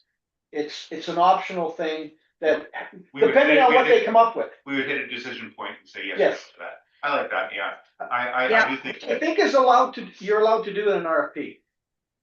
You know what, I'm okay. Yeah, no, But my idea that I'm thinking is, it sounds like you guys would like to move ahead with this. Yeah. And you kind of decided you want to go with WSP and you want to make We're gonna apply for the LGFF grant. Yes, Yes. apply for the grant apply under the LGFF. for up to that 26 or 28,000, Yeah. pick a number that is 20, I'll say 20, cause 28,000 budget. That will be, but I want to have a preliminary meeting with them to Yes. say, Yes, okay, here's what my thought was. So you want to proceed with WSP mhm, proposal. preliminary And stage you would proposal. like WSP to attend the next regular council meeting as a delegation to discuss the steps. Yes, but I would also like their input prior to that meeting about breaking this into two, phase one, phase two. Okay, Where phase two is an option depending on what's discovered in phase one. so Okay, we're approved, first off, we're gonna approve Yeah, that we're going with WSTP and to, how would you say, to present to them to phase one, phase two approach. and phase two approach. Cause the phase two is the geotechnical. phase two is the geo. Phase two is An the optional Optional approach. geotechnical. The Yeah, option, optional the geotechnical. optional Yeah, geotechnical. based on what we've determined in phase one. Yeah. That doesn't commit us to the whole. Yeah. Do you think, it's necessary for them to come to a council meeting? I mean, that is additional time and expense for them. We don't need them to come to a meeting. We Okay. need we need administration to ask them if they would do that. Yeah. Yeah, so as So long we- as you're approving this, you based on, these are the conditions, you want phase one is this, phase two, Optional. phase two. Optional, yeah, so it says, So- for phase two, the optional geotechnical, based on what is determined in phase one, which I already named it as preliminary design report. Now, do we wanna And make any then- of this contingent on whether we get the LGFF or not, or is we proceed with this in either event, and we just hopefully will have the LGFF? I think that needs to be dealt with, yeah. well. I unfortunately, believe put it in the needs to be done no application. matter what. Yeah, so, So that- we'll add an Already called for application in. reserves, yeah, well, so, I agree. and, I mean, this will be part of our 2026 budget that we Yes, talked yeah. about. cause We we have can get the application in, but we won't have any notice for a administration month. to apply to LGFF capital grant of $28,000, just, As a If we- placeholder. you don't have to spend all of it, Yeah, yeah. right? You- Yeah. So make sure we have enough. Yeah. But the 28,000 is for preliminary design report and potential or optional geotechnical investigation.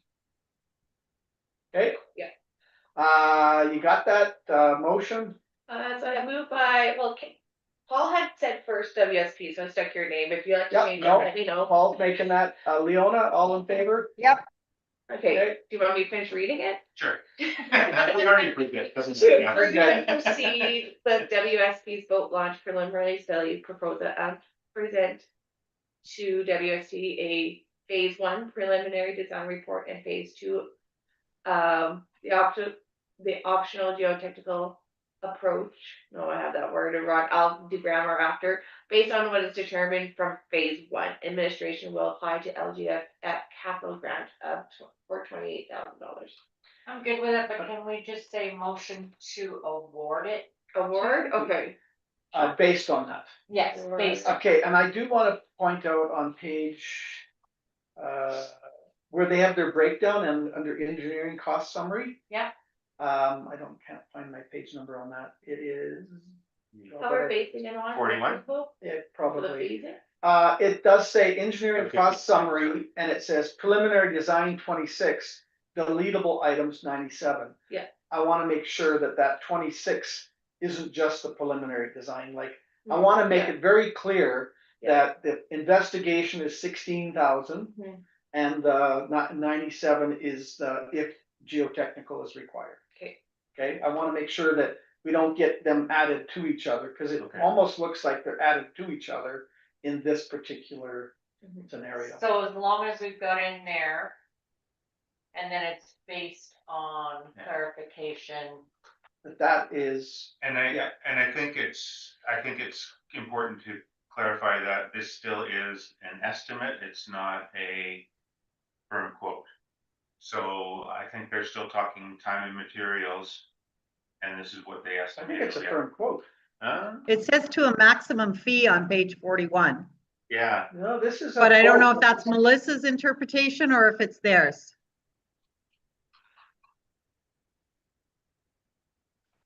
page 48, hourly fee, we propose to provide the services described above on a time and disbursement basis, hourly rates for our staff, an anticipated maximum fee to complete the above. So that is a maximum fee. Yes, that's the. It's a maximum, not a firm quote.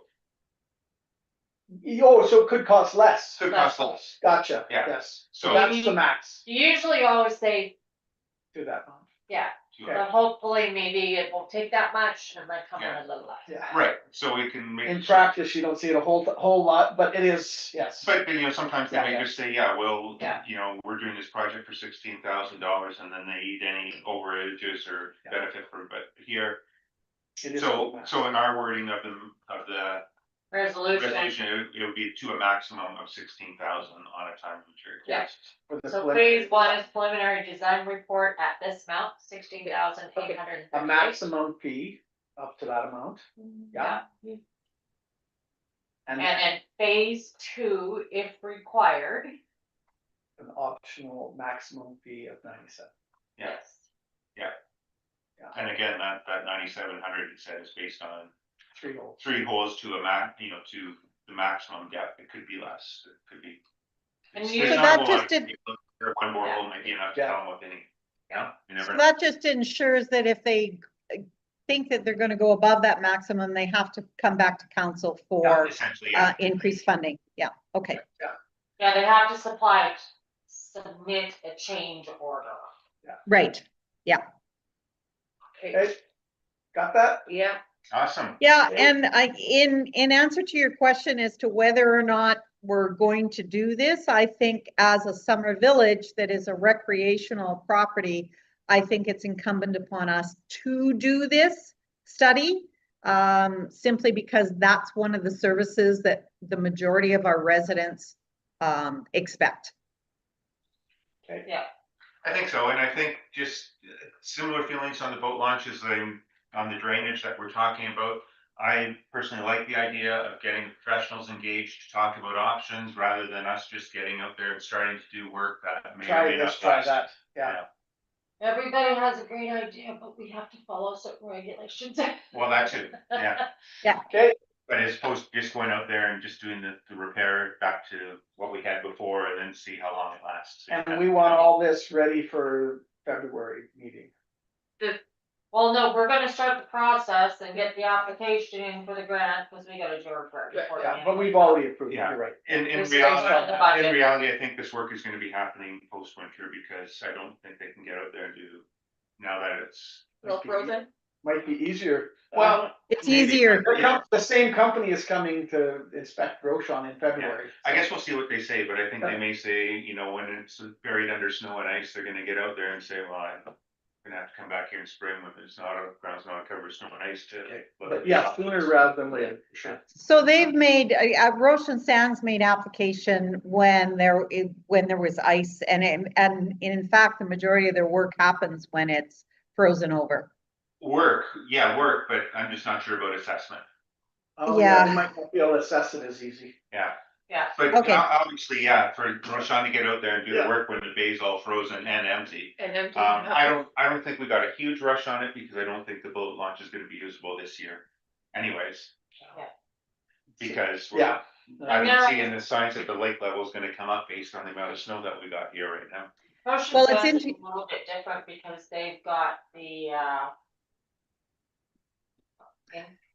urban environment and infrastructure because of that one They're doing situation. it, yeah. So they've been able to piggyback on, which is always a good thing, it's like paving, right?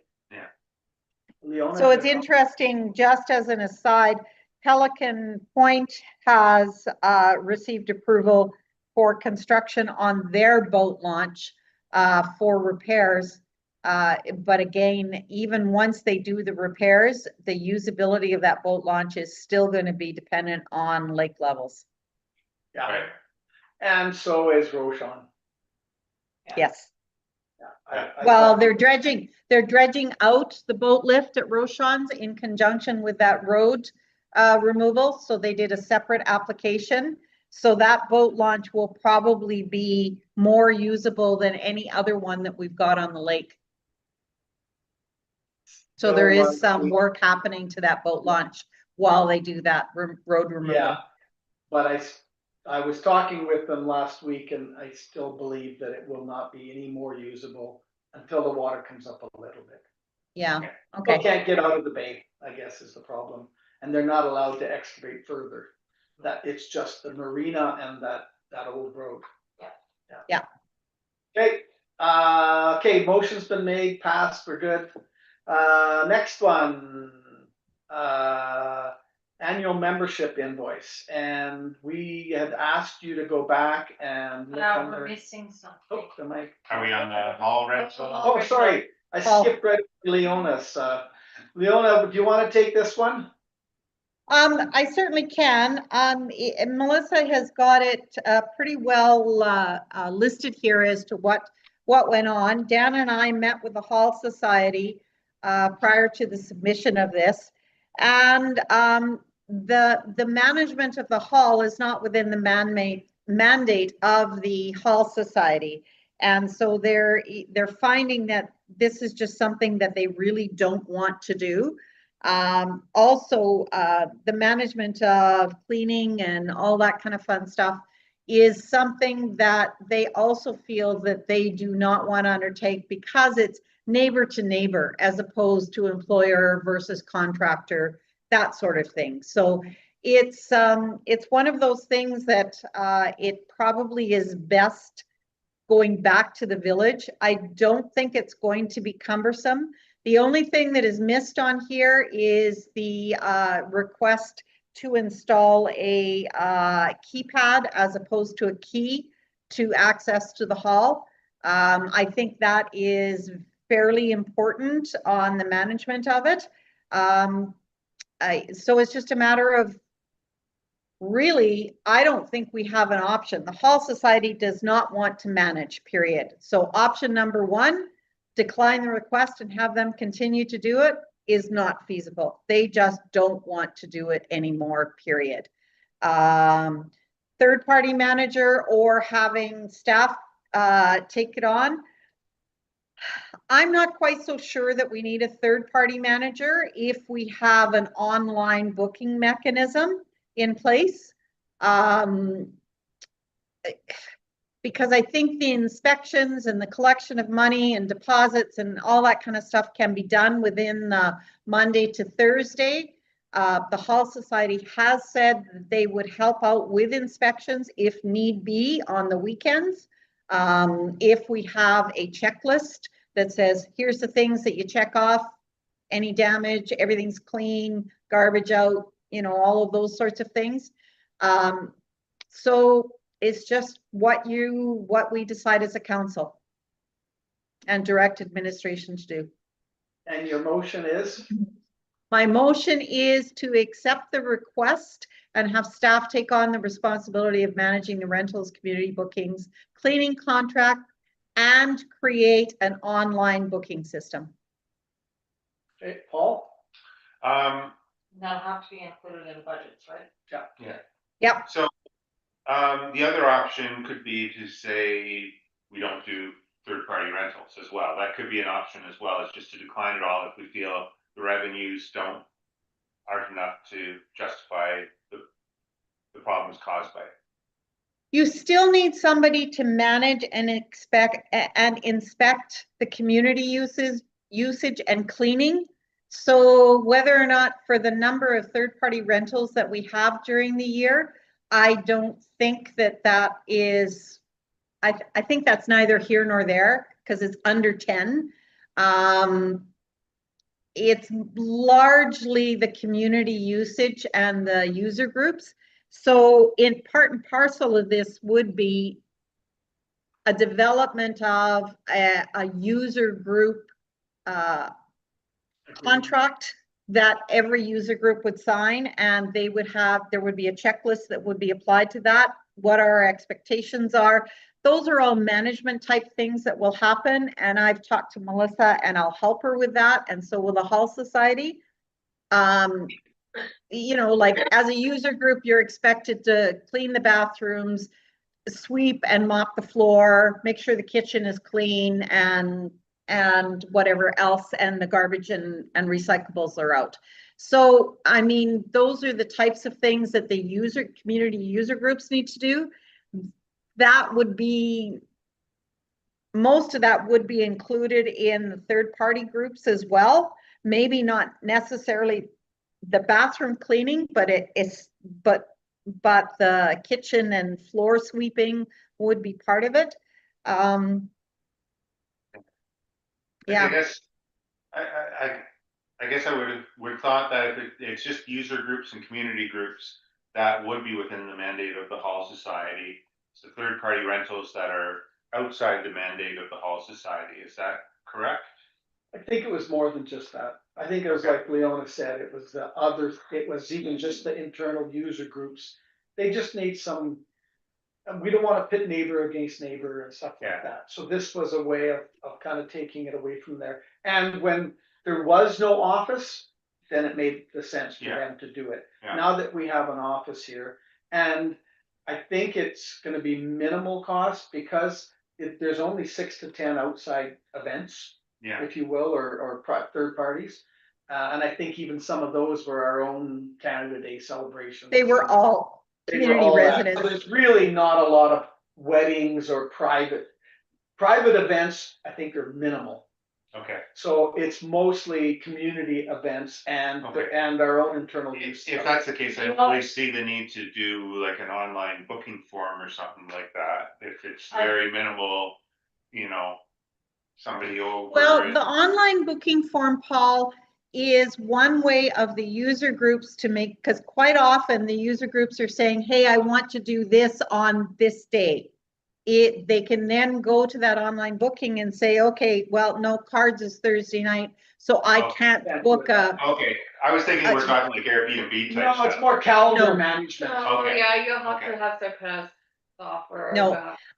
the only other concern that I had, and Dan and I both kind of identified this, is if that hall was constructed with provincial funding, is it in, because Andrea was told that she couldn't rent it to anyone that didn't own a property within the village. Is that correct or is that not correct?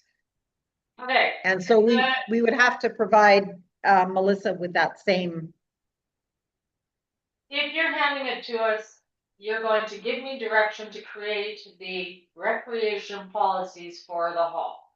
Which will come Yep. back to you guys for approval, and if you want it rented to whoever, that is in your policy approval. Same with the agreement. If we are to enter into an agreement, these would be the conditions of the agreement for each user group. Yep. And you will approve that. Okay. And then it will come back to when card players want to use the hall, you'll have to sign to this, here's the conditions, these are approved by council. And, Or approved by administration. Administration can still administer this right, but you'll let set up the criteria. for for user groups. I know, Yes. but I am User groups putting or it- rentals. or User whatever. groups, event rentals. Mhm. The question Leona was getting to though was if we receive provincial grant money for enhancements or building on or whatever, do we need, and I'm not saying we don't or do, but do we need to have a person from the village renting it or third party outsiders, somebody that lives over there and wants to rent it? That's your decision and your policy. Yeah. Does it matter on the grant? Is there a provincial? There's no No. provincial. I can't requirement? imagine the provincial would say you can't have No. Tim or Joe over there use it. They're That not- seems- I know there No. was some tie into No. boat launches and there was tie into, if you receive provincial money, it had to be public access. Well, you're giving public access. Who you choose to say you're not gonna rent to, that's your call of what you're determining as your public Yeah. access. I wasn't sure if you had to open it up to the public. Well. Oh. If you got provincial money. Well. I It is public. think we It's still public. have the ability to say no to a renter if we don't feel comfortable with Yeah, that but rental. that'd be part of your, like, your rental or whatever, that'd be, Your there's policies. policies and stuff that you have in place in the application or whatever, that if you feel like this is not the right event you want to call or whatnot, we But have. that would be same more thing. based on, we don't think this is a reliable renter, we think they're Yeah. gonna trash it based on, Or but- based on a previous thing of. Yeah. Well, we rent- the you sim, know, like, Last- meet the conditions. but like This- last year, we rented to Bar W for their, and I know we gave them a break on the rent because of the circumstances, but Bar W or farmer up on the hill Yeah. that's having daughter's wedding and wants to have the. It just event be all here or part of something your like that. policy and procedures. Okay, Yeah. 'Cause it'd be- Yeah, Yeah, it's, I don't think the public access is going to be huge. It's just Andrea was instructed that no one who did not own property within the village was allowed to rent it. And so again, yeah, we can choose I who think we that would rent be it our to own or not. policy, not government rules. Yeah. okay, Yeah, and So- I think that was Okay. based because we never took deposits before. Yeah. We would just have to make sure that whatever we're doing, it's. is a deposit Sequentially, attached, to- yeah. damage deposit attached. Yeah, Great. and I think we'd wanna do a damage deposit on a rental, whether or not it's a village person Yeah. or not. Correct. On a rental, yes, but on user groups, there is no damage deposit. Yeah, well, that, Okay, so by our current policy, that's still our current policy only, I Yeah, mean, it that's could up to change. us to decide as well. so I have kind of what Leona said earlier, is to have municipal staff take on the responsibilities of managing the rentals, community bookings, cleaning contract, and create an online booking system for hall rentals and operations. Okay, I think for me, whatever the resolution is, there should be a time frame Yeah, for that's me what I was to be thinking. able to create this stuff before we assume Like it. May. Cause we have What's to, reasonable? What do you want? would you say that May? Well, I would say maybe because it's also gotta fit in the budgets too, right? I gotta add it to our budget, so. Okay. Well, And I We'll don't have think, the policies and stuff come back to you, so that Yeah. will give, we might, maybe if hopefully we're good and can have some policies being presented at next meeting. But yes, then we'll start, hopefully we can do implementation as of end of May or beginning of May or some, a magic number somewhere. Because And then. we'll Why have don't to you, find online why don't booking you system. say June 30th?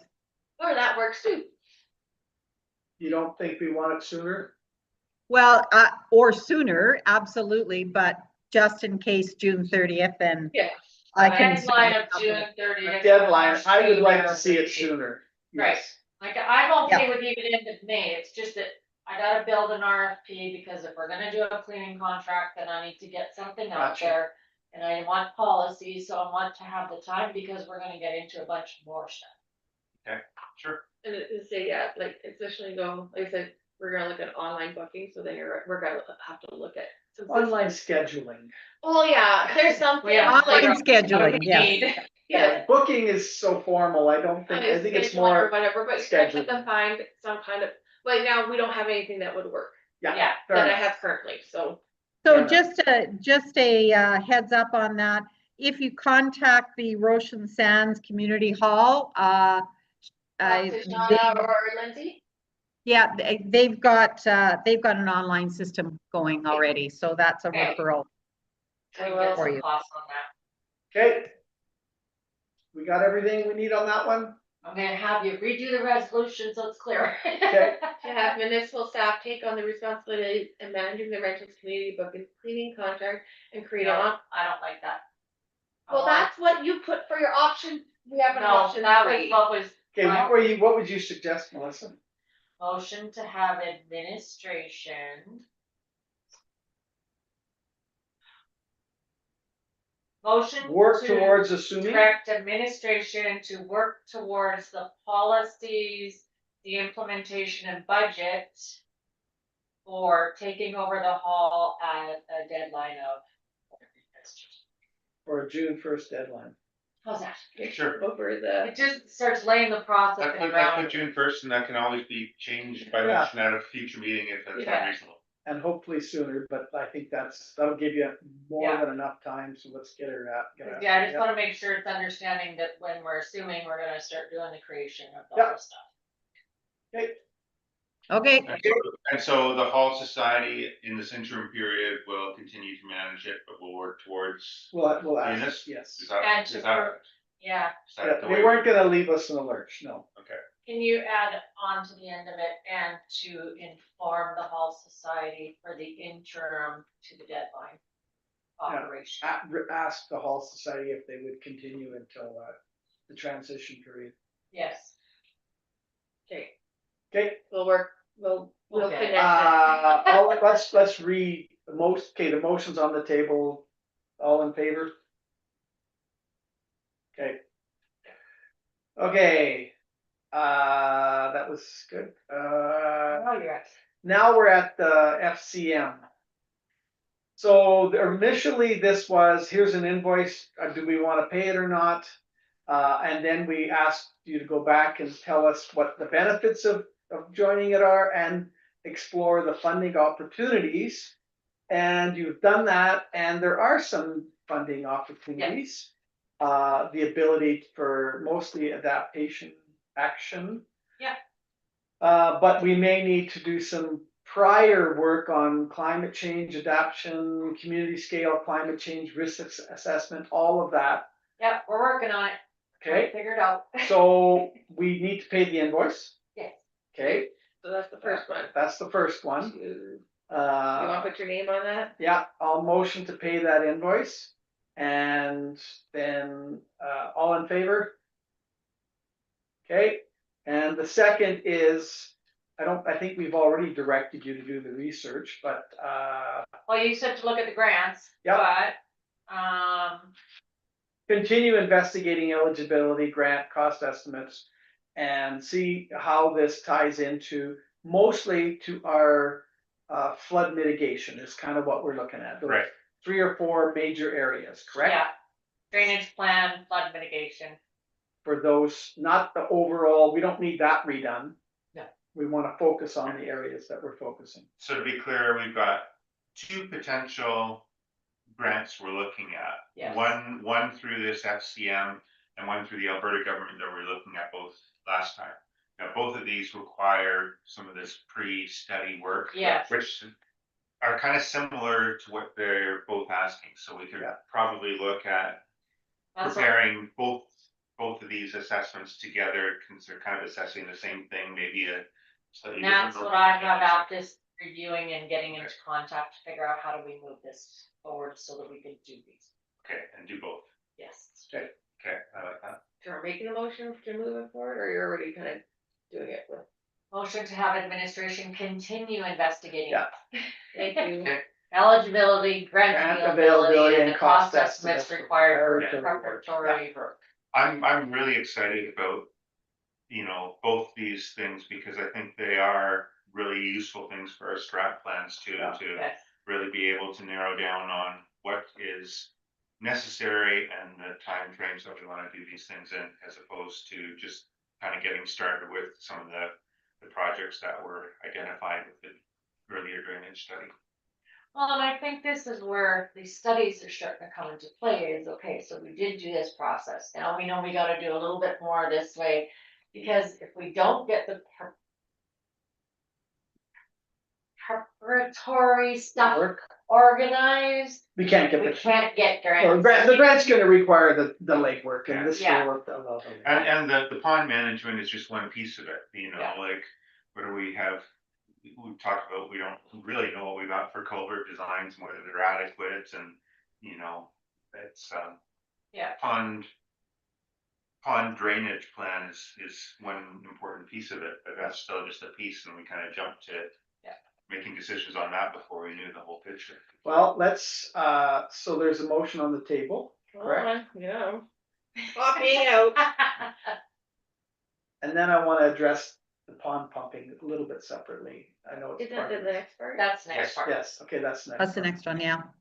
Okay, so, Alright, so I have moved by whatever counselor or mayor to have administration continue investigating eligibility, grant availability, and cost estimates for required preparatory work, and to report back to council with options for consideration at the next meeting.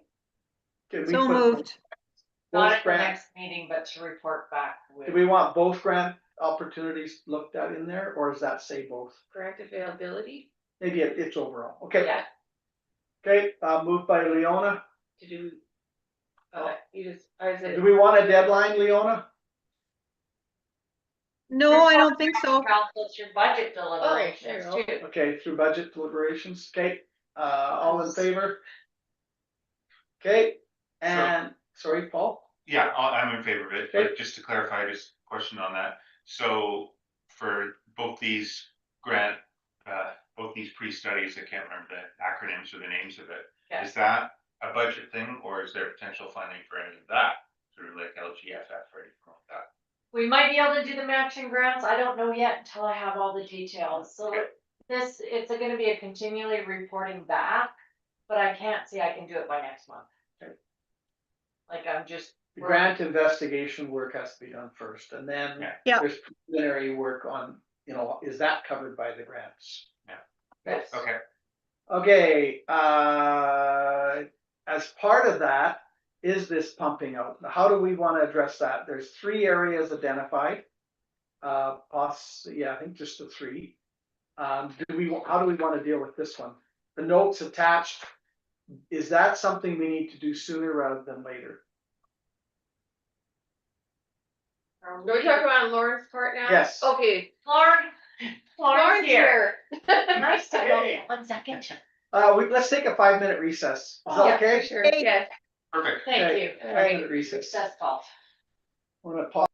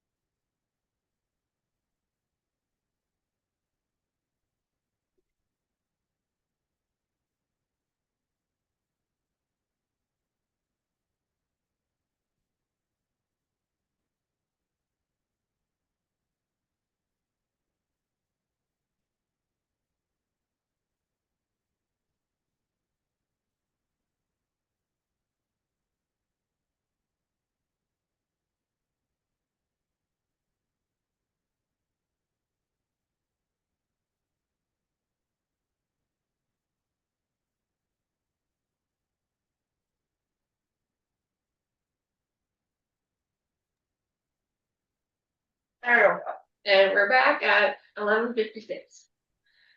Okay, water diversion flood mitigation. Let's deal with this report. And Lauren, would you like to take the lead on that and address it? Sure.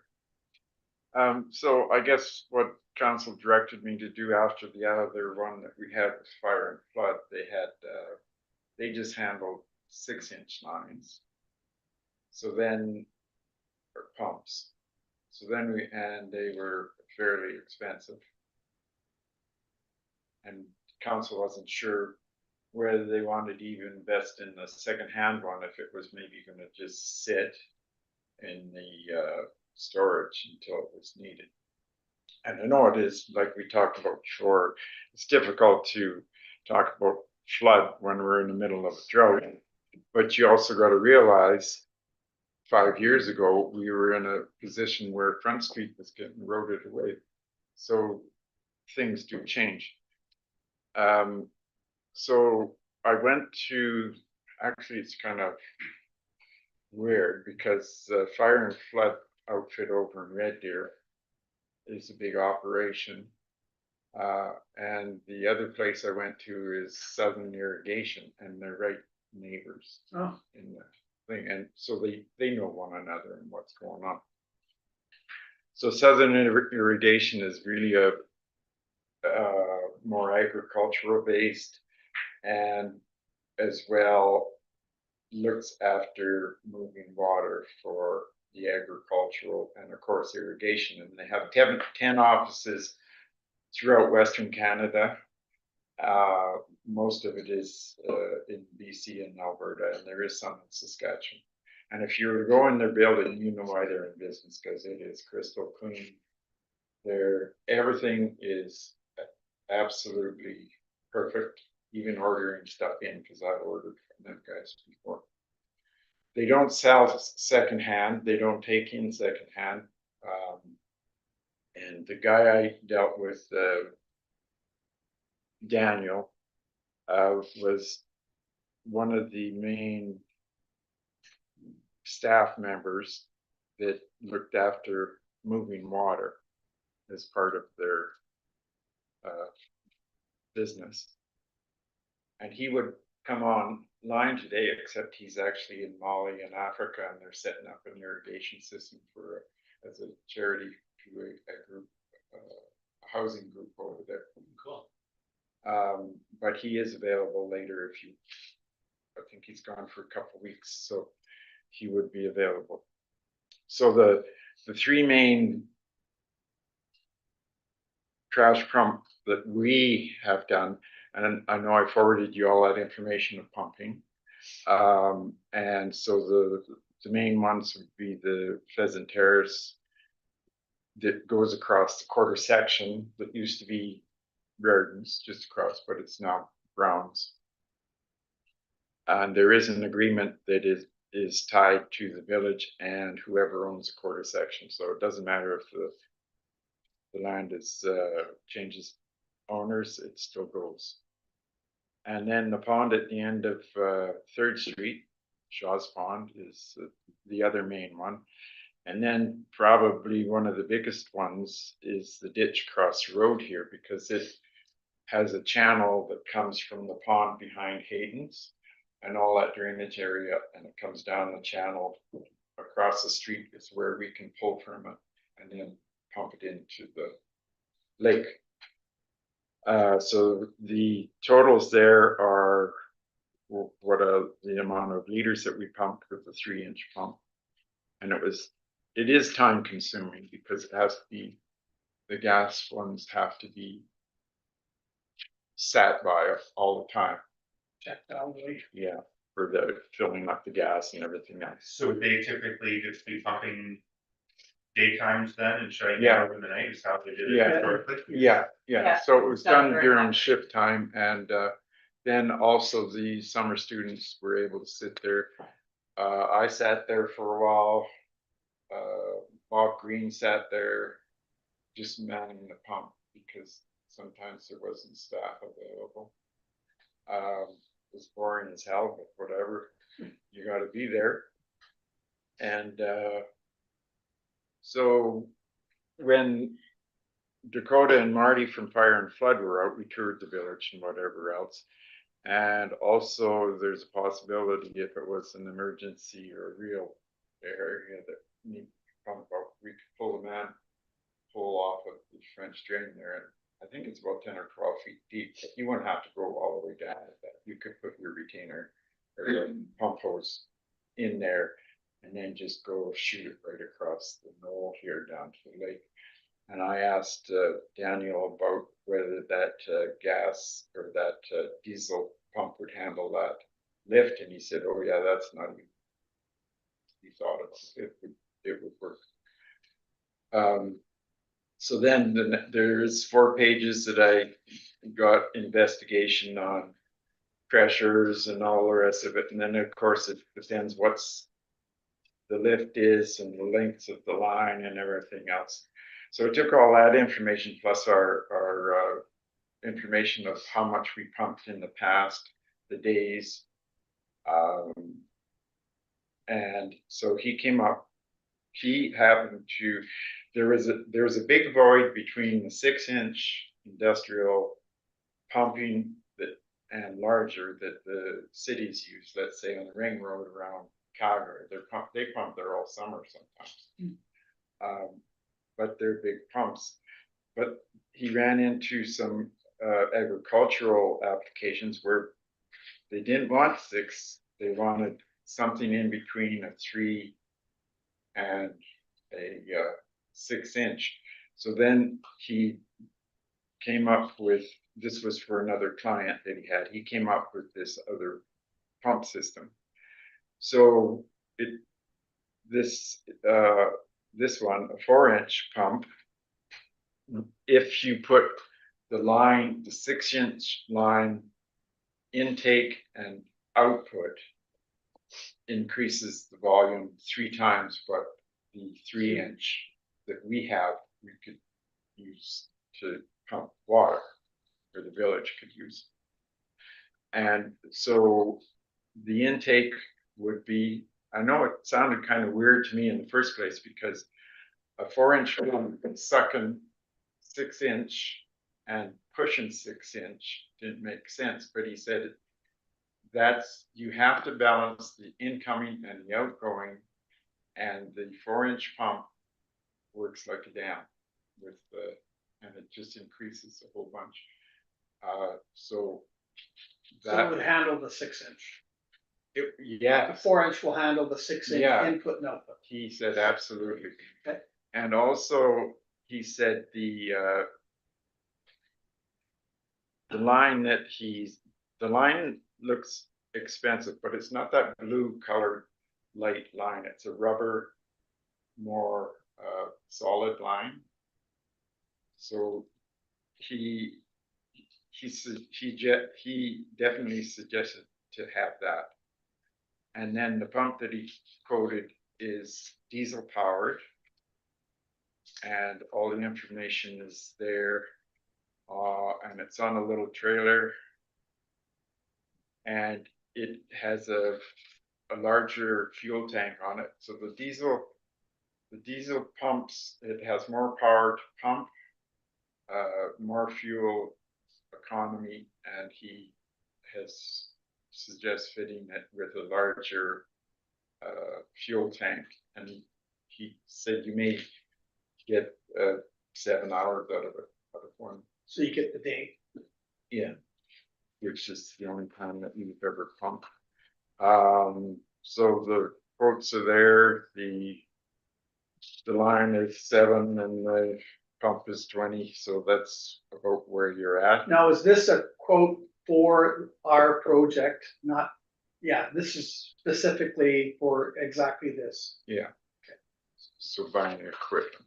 This Just the is equipment Yeah. to be able to do it. pump, trailer and hose. all- Yeah, everything that we needed. Yeah.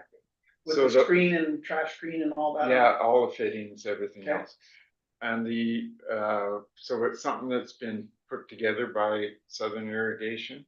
So the pump is separate from, like, you can put all sorts of gas motors on it, Honda or whatever you want. But the diesel is the most makes the most sense, because it'll move the most amount of water. So the thing that are just some points here is it should be kept in heated storage. It's not very large, but there's a chance that someone might put it in cold storage and forget to drain the housing for the pump, and that would be used, right? It would save, even if it could be used as an emergency, but it could also be used as where we use the 3-inch pump to cut down manpower and costs of time of people manning it, fuel. There's a lot of advantage, and it could possibly be, now he is away, but I didn't ask him, and I thought later I should ask him. It could possibly be rigged up for fire suppression as well. If there was a tank truck or something we had out for water, or even the one that they have now, instead of what they got on there, this one may be more efficient, and then you could go back to fire and flood, or they may have some, because they have nozzles for irrigation and whatever. So I don't know if you shut the line or put the line down because there's too much pressure, where the impellers will do that. A lot of pumps will, like the one at the truck fill station. If you are filling buckets and you have a valve on there on your fill thing and shut it off, I checked with the engineers and it doesn't matter, because it just keeps going but doesn't pressure up. Yeah. So this could be the case with that, but I don't know because he's away. The other thing is the fire response, the 3rd Street pond. I know that I've talked about, this is just for information, about that fused line that goes into that hole. That we had that instant where the summer students were manning the pump, but they didn't put the cam lock on. You know how sometimes they're hard to, you gotta make damn sure they're right close. Sealed, Yeah. And so the line blew off, and then there was that insurance claim that was got through. But there is a way, if you had Urban Dirt Works come in, put a culvert under the driveway on Buffalo Road of Stephanie's place, run the same kind of line that's through the bush, which is that black, and fuse it on that line. You would only have one cam lock, and if there was a problem there and it blew off, everything would go back into the pond instead of flooding. Would we need to go reduce it from 6-inch to 3 then? I would have to ask him on that, but even if we had to use our 3-inch pump, it would still be, this is just a footnote of whatever, but I could ask Daniel when he comes back, whether it's the same as using it for fire protection, whether you could restrict that down, would it damage the impeller? So I have no idea. So the recommendation is that this is moving from a 3-inch pump to a larger pump for 2 purposes. One is to save pump out time for the labor, but also in the case of a more extreme event, this is flood mitigation above all of that. Right, and the thing is, with the smaller pump, so we never know what's going to happen. I mean, look what happened in Calgary and High River that time when that stupid storm kept on going towards the mountains and dumping and dumping and dumping. But we don't have any idea we can't tell the future. But that's the other thing, is the important part is to, in my opinion only, is to protect your shop, your hall, and your office here, as if it's really bad, then you need all that, and this could be a command center.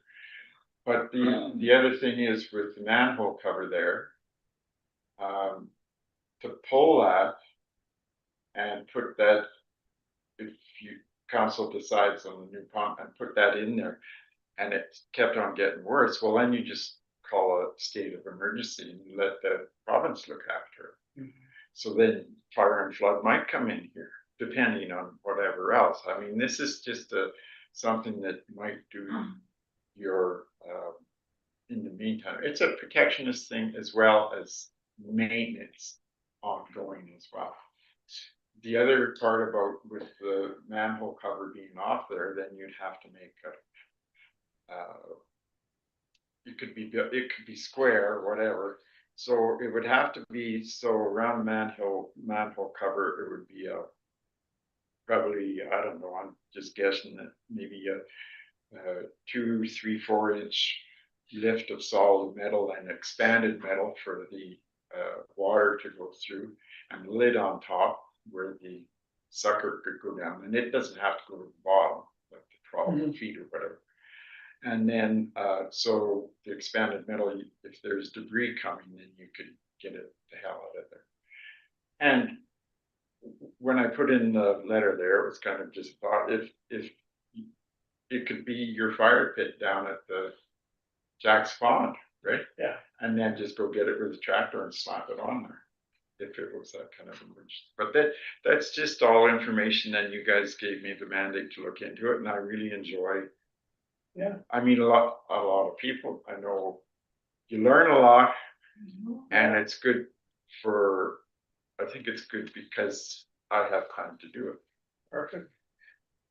So in your opinion, or I think it is your opinion, or I'll clarify, that the current 3-inch pump would allow us to continue to drain those 3 areas in normal, regular, high, water season, High rain season. yeah, rainy season, but it would be inadequate to handle a large, what do they call those, atmospheric? Oh, atmosphere. Weather, We're gonna okay. start talking about that. Yeah, I mean, I don't think we have the same challenges as High River or No. Calgary, because we don't have a river running next door that could overflood.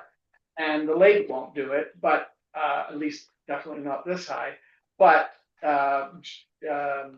3rd Street and this area and the back one all have a fair bit of drainage into it from surface runoff. And so you feel that, and the previous council felt that the 3-inch was inadequate to meet that demand situation. And sometimes it was, because like on if you look at the logbook, it'll give you the times and the hours and everything else and where we were. But there was also all around the village, there's smaller areas that aren't on license. I don't know, did Angela combine it all into one license? Yes. So, All in one, like Sarah.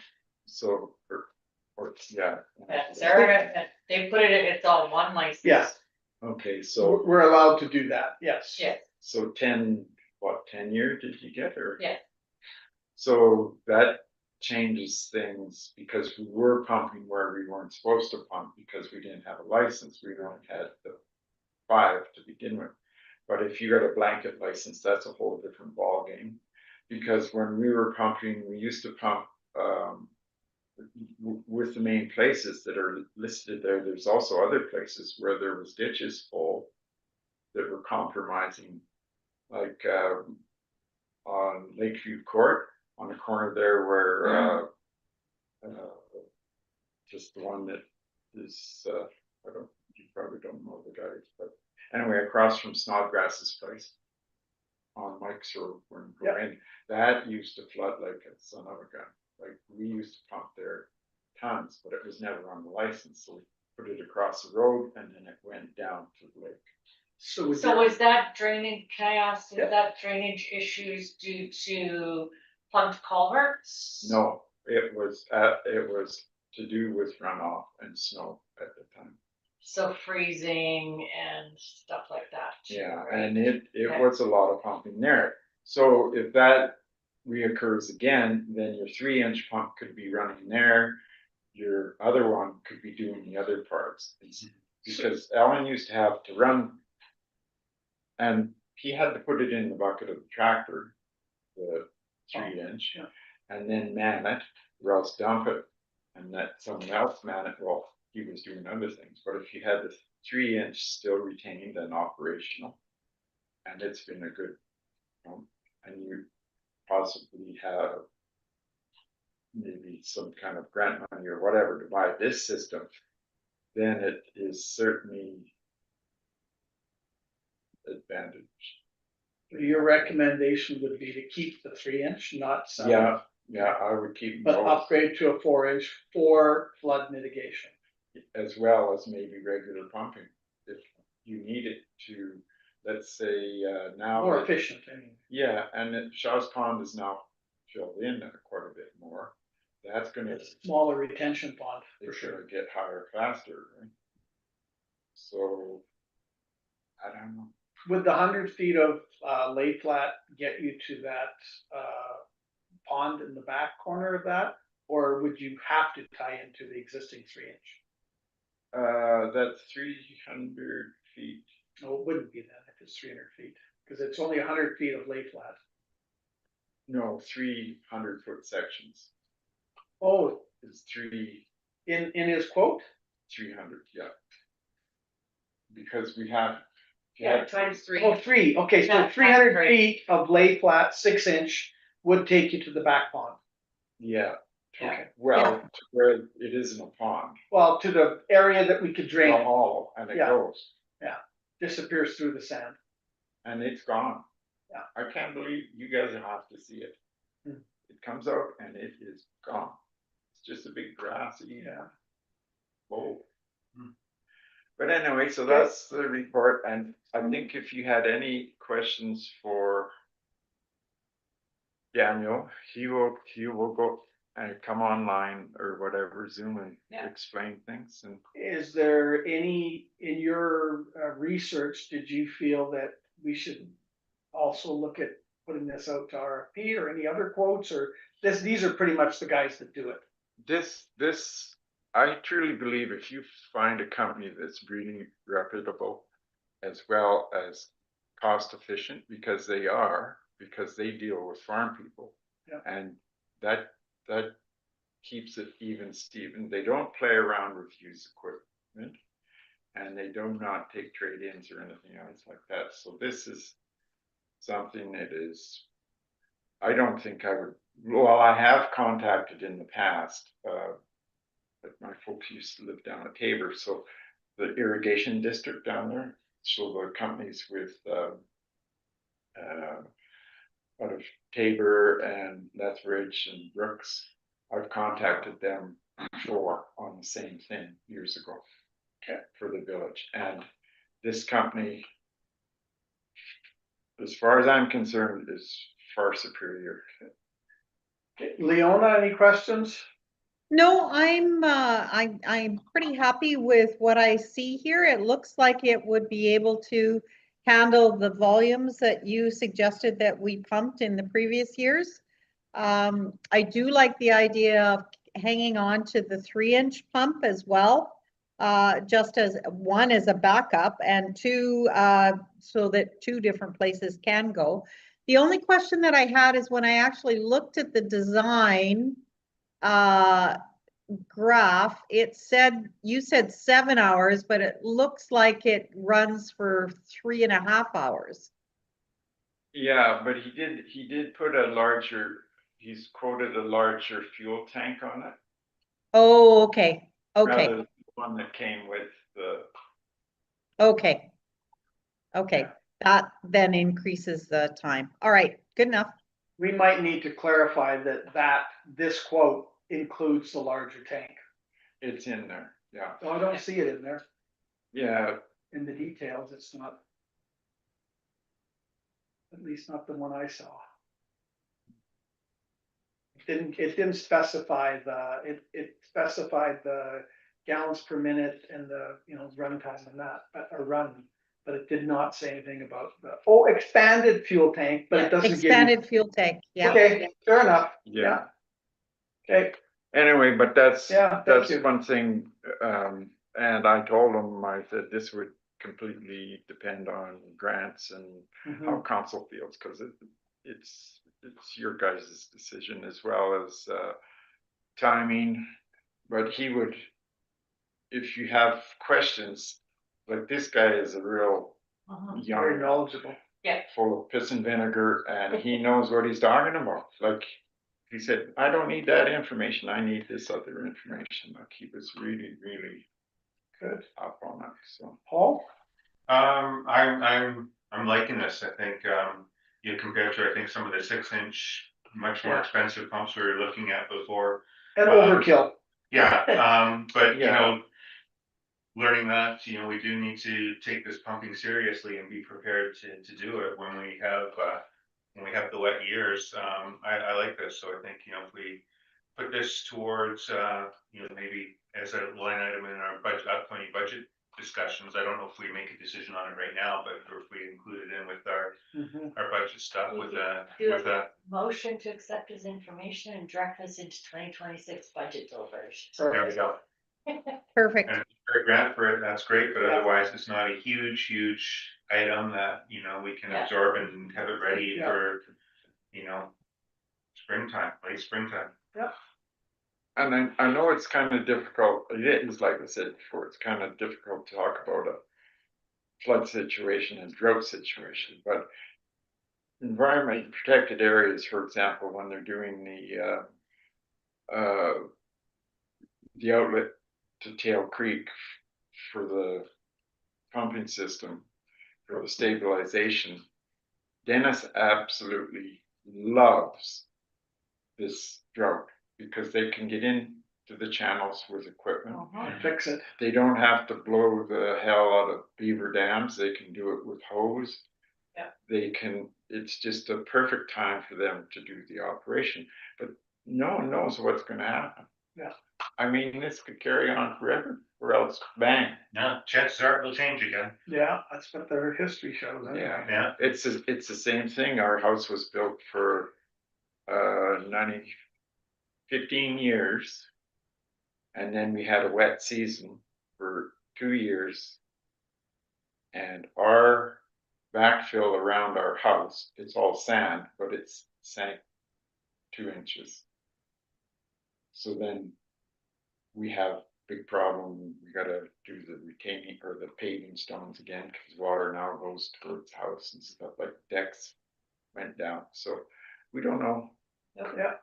The more moisture you get, the more issues that come up. One of the things we may want to look at is storage as well, though. I mean, it does take a certain footprint and we may need to, as part of our discussion, budgetary and strategic planning is potentially having to insulate more of this maintenance. Yep, that'll be. in Because all your I know a stuff few that things comes up. we've said, well, we can put that there, well, we can put that there. There's, And you go from cold storage to insulated, well, we're starting to put more in. So that will be as one of the budgetary constraints as well. But thank you, Lauren. Oh, you're welcome. And I think Paul made a motion to accept it for information and. okay. And didn't remember that. For item for We got an 2026 budget email. deliberations. Thank you, Lauren. Okay, and if you got any other little crap like this, I don't mind. Okay, Great, doing research, and I hate to keep my mouth shut about opinions, but sometimes I thank you again. can. Thank you. Okay. We call you when we need his. Yes, when we need the historical basis of it. Yeah, I had marked the fire road from the road launch down to Mike's place. Yeah. That had approval.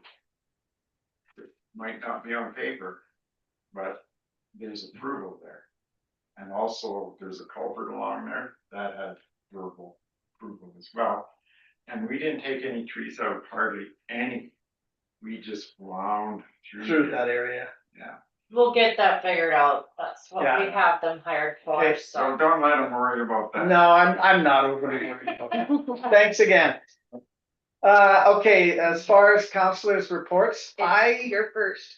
did, I did not have anything during that period except for the Paul meeting, and I'm gonna let Leona, and I think we've dealt with most of it, but I'll let Leona finish it. So Leona, that was it for me. Leona, do you want to present anything on yours that we need to pay attention to? No, the Shirley McClellan water, really no change there as far as we're concerned. The town did reduce some of their rates and some savings, but that all goes towards the metered water delivery, not the truck fill stations. So that's all okay. The debentures, nothing yet until they're actually issued, so that's gonna have to wait. They wouldn't even give me estimates on that. Buffalo Lake Management Team, I think that's all pretty self-explanatory, and we kind of talked about some of that.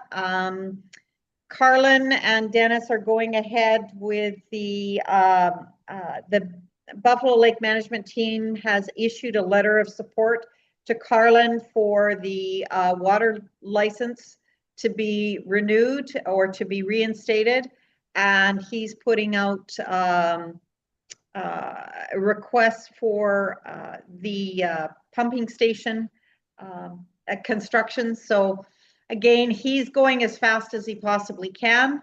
The nomination letters that I've sent off a draft, and then that's up to PUD to put forward. If we do put out a nomination letter, they may ask us to post it on our village website. I did mention that Lorne was interested, but his name would go in with any other applications that we would get at that point in time. Health Society meeting, I think we covered most of that. Just so before that, Yep. February 4th, I think you meant you will need an alternative to attend. If there's no Zoom. Oh, yes, I do need an You will alternate to attend that. Okay, It's okay. Wording. yeah, I may or may not, I'm leaving on February 4th as well, but I think I can probably attend and then go. So, yeah, okay. Okay, it's at 2:00 at Roshan Sands. Hey, You'll they just may send me make a you note. take minutes. Yeah, okay. You'll let me know, or is it like, if they don't Zoom, so do you know if they'll Zoom or not? They don't I typically, have not been told if they will Zoom. so they will, so that is pretty much, I don't think I've ever seen them Zoom, so. No. I think, so No. I will have to attend that, okay? But John is there when we do it at Roshan Sands, so they may Zoom. I'm not sure. I can double check and find out if they will. Okay, thank you. Other than that, that's it. All right. Okay, Okay, Paul? on my end, main updates are around the housing authority. So we talked last time about the big jump in the budget for this year. So it's 44% increase up to $80,000. Some of the background and the discussions are within that. And I think we have received the invoice from them, which is in the package. And we received it updated. It went up to 81,157. Okay, As of the 15th. I don't know exactly what the recalculation was, but yeah, so it's slightly higher. Yeah. Yes. So I had to print them 2 checks because I had the first amount and then they came back. I'm like, Amended. It's a, yeah. Okay, I'm not sure exactly why it was amended up minorly, but in any event, Yeah. change anything. It is what it is. And we had the question come in at the last meeting of just understanding how this ties in with nursing level home care. So housing authority, clarifying, is for independent seniors. It's not for the high care. So the housing authority can, help with the transitions into that, but does not provide that higher level of nursing care. SDAA, Ambulance Authority, meeting last December, again, not a few notes on there, but nothing of real importance to talk about other than what's documented there. Accreditation came in very positive, so that's good. The Sarima meeting that I attended on Melissa's behalf in December. I know we were talking about, can counselors take ICS 100 or higher level training? And absolutely. Interestingly enough, I just took ICS 100 for the second time a couple weeks ago with one of my other jobs that I'm doing, but it is good stuff to have familiarity with. And Clint will also be offering 200 and 300 level training through next year. And generally these are provided at no cost. He's just doing the training himself. So We'll let you there's guys- options. Okay. I don't know if my recommendation would be for council members. I don't think we need higher than 100 level training, but it is available. It's good to have the basic though. Upcoming meetings, so the Housing Authority Board meeting last week was canceled, so did not have that one. But nothing really pressing of discussion on that. That's it. Do you wanna, someone wanna accept a report that's Okay, presented? motion to accept the 3 reports as Council presented. reports. Council reports. All in favor? Okay, now I think we're on to Melissa's report. Okay, So- highlights, what do we need? Okay, so Sarima already done. Through Counselor Ashford. Year-end financial processing, we're just going through that. Just so you know that based on certain sections of the MGA, unpaid municipal accounts receivable authorized by bylaw may be transferred to a tax roll at the year end, so we have been doing some of that. And in accordance with the Schedule A of the fees and service bylaw, there is a $25 administration transfer fee that is applied when it gets transferred. And we do it that way because we don't, at the year end, when it comes to any outstanding taxes, there's 12% tax penalty, so the $25 is less than if we transferred it before we did the 12%, we do it after. Depends on the amount, but the amount that got transferred, the $25 is a big deal. Yeah. Yeah, Okay, so, yeah, depending on what it is. RCMP Operations Center Tour invitation, I will need to know who wants to go to that, and I think there's only 2, limited to 8 participants. And I need to know that by. that was the tour. February On 6th. the Edmonton. So Leona, you're not back. No, Paul, are you interested? I would be interested, yeah. And I would be as well. Are you here on Feb? Yes, he Yes. is. Okay, I am leaving March. It's March. Oh, I am here March, He's yes, here March. It's Okay. March is the thing. March 3rd. okay. And I think Leona's almost back, but not quite. no, I don't get back until the next day. Yeah. Okay, Tuesday, so, and that's in Edmonton, and Dan and Paul would like to go. okay, so I'll submit your guys' names because screening is required in advance, so I would like. So to my get- criminal record is not, I'm joking. I was gonna say, I'll just submit your name. Joking. Okay, okay, you've got our names. Can you Yeah. submit those, please? I will get that done today. Canada Post, mailboxes coming in the spring, Yes, okay? mail service will commence once the installation is complete, just so everybody's aware. And still, we're gonna have more than enough, and it'll be to our actual physical addresses, not a postal box. Correct. Okay, good, so we can get. Can we- delivery. Can we do some education around that, Melissa, especially regarding land titles? Everyone's going to need to know that they're going to need to make a mailing address correction to land titles. Yeah, we will, once we get the full installation date and we know they've got the contractors, then we will do the education process through the spring newsletters and And type Facebook. stuff and Facebook. Yep. I just wanna make sure we didn't, people are trying to use the post office, Postal code? postal code, but until it's in play, it don't work. Okay. Yeah. So we wanna make sure it's whenever, Stay tuned, yes, stay tuned. okay?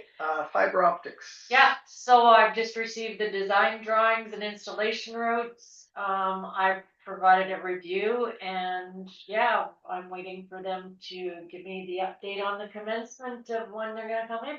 Okay, and that hasn't changed where and when or where No. they're gonna put it all in, okay? Nope. Strategic planning session, we now have the date, January 30th. So Melissa, on that broadband, sorry, I just want to go back to that just for 2 seconds. Yeah. Is there any type of education that can be posted about the routes that are going to be available and which ones are going to be serviced and which ones aren't? We had everything in our packages. We can put up I'll have them work with them to get some education out, because I think I want to educate everybody to be aware that there'll be construction going on and watch for workers and da da da da. So I think what I want to do is get the education process ready just prior to when they're ready. Yep. Okay, as long as people know, because I've been getting questions about, well, where's it going to be and should I hold off and not getting Starlink if this is coming, that kind of thing. So. Yeah, and until I have really good details to really educate people on, I don't want to step too far out until Well, we I could know. still send them that map. Yes, We still have the map from the original presentation, and that Yeah. is where it's going. yeah, And So we Yeah, just don't- so maybe even posting that on the village website might be a good idea. And then we can say, well, go check the map, see if your street is going to be serviced and then make your decision otherwise. Yeah, let's see if we can get that map. and we onto the can't site. tell them to add on streets, that's another Nope. thing you have to let people know. It has nothing to do with us. We Yeah. didn't choose these streets. The federal government did, and there's Yep. no recourse to changing. Yeah. we'll pull it from the council package Yeah. that was provided, and then we'll just put a blurb that this is an ongoing project that's approved by the federal government. And we could even say, there may be opportunities down the road to Yeah. connect into the network. Which Explorer Net kind of did say that. Yeah, and we could add that sentence and Yeah. that's it. And then let them look. Construction details will be provided as the project moves forward. Okay, fire services. Okay, strategic planning covered that, fire services update, so that's all done. We got the Yeah. grant in, we still haven't heard anything, but it's there. Transfer site gates, just so you're aware, we had to remove them. Two of them. Cause, yeah, the two there, cause we have a damaged gate and the pole, so that'll be in your budget on repair costs.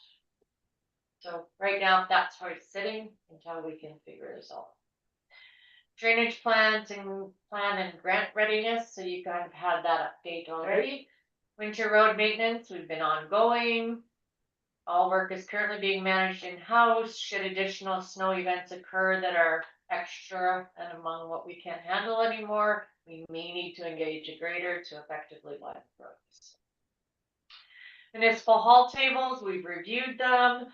Even ex-mayor Lauren reviewed them, and unfortunately, any repairs we do would mean they wouldn't be able to be folded down anymore and harder for storage.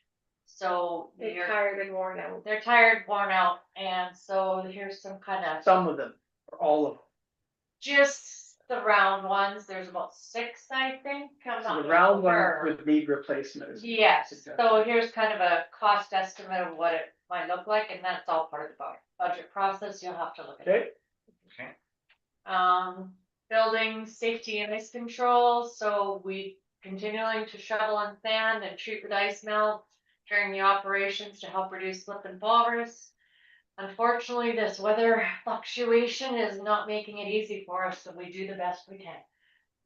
Hall internet and connectivity project, we've got that all in line, we're just waiting for the weather and all the equipment, and then he will come in and we'll start working on that. The equipment was a week or two, he said it Yeah. to come in, and then. So yeah, the- we're dependent.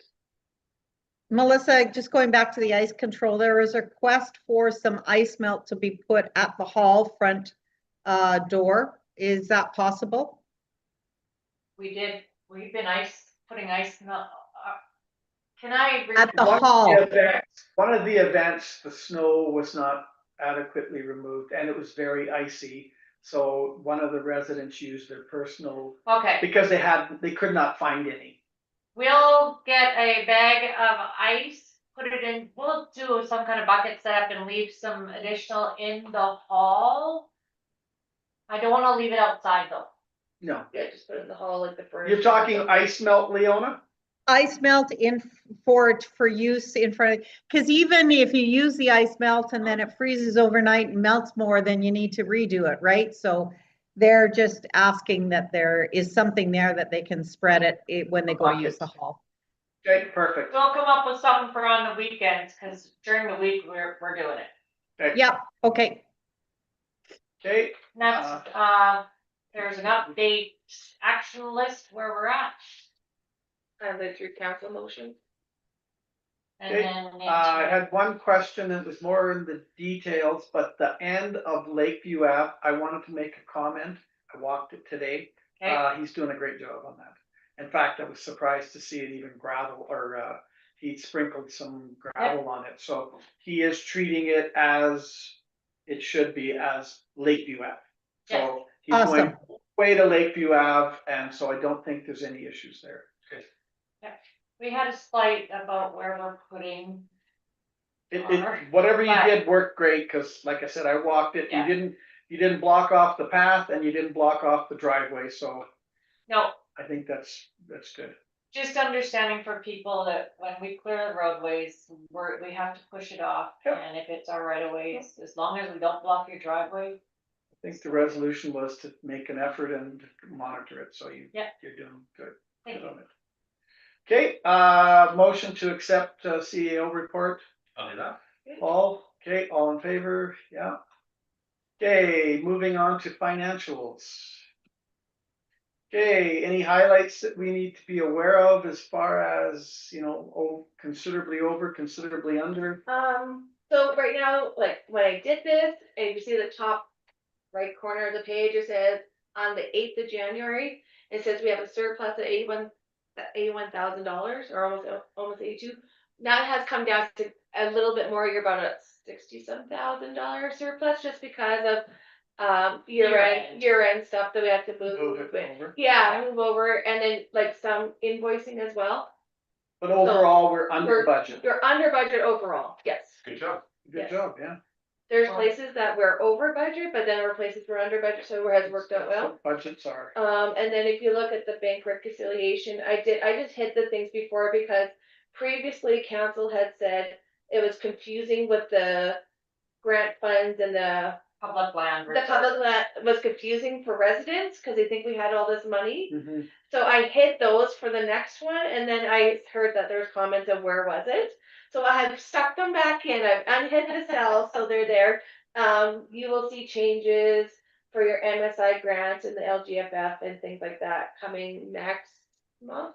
Kind of thing, cause That they'll be separate then, the reserve. will be, Yeah. your numbers there would change, just because They will- Lauren, yeah, they will change because it's a year-end procedure. I've done it now. Yeah. Anyways, it will be reflected. Okay, any questions on the financial, anything else on there? No? No, That will further change, that general reserve unrestricted yes, will further change when we look at that in our budgetary Breaking it up. process.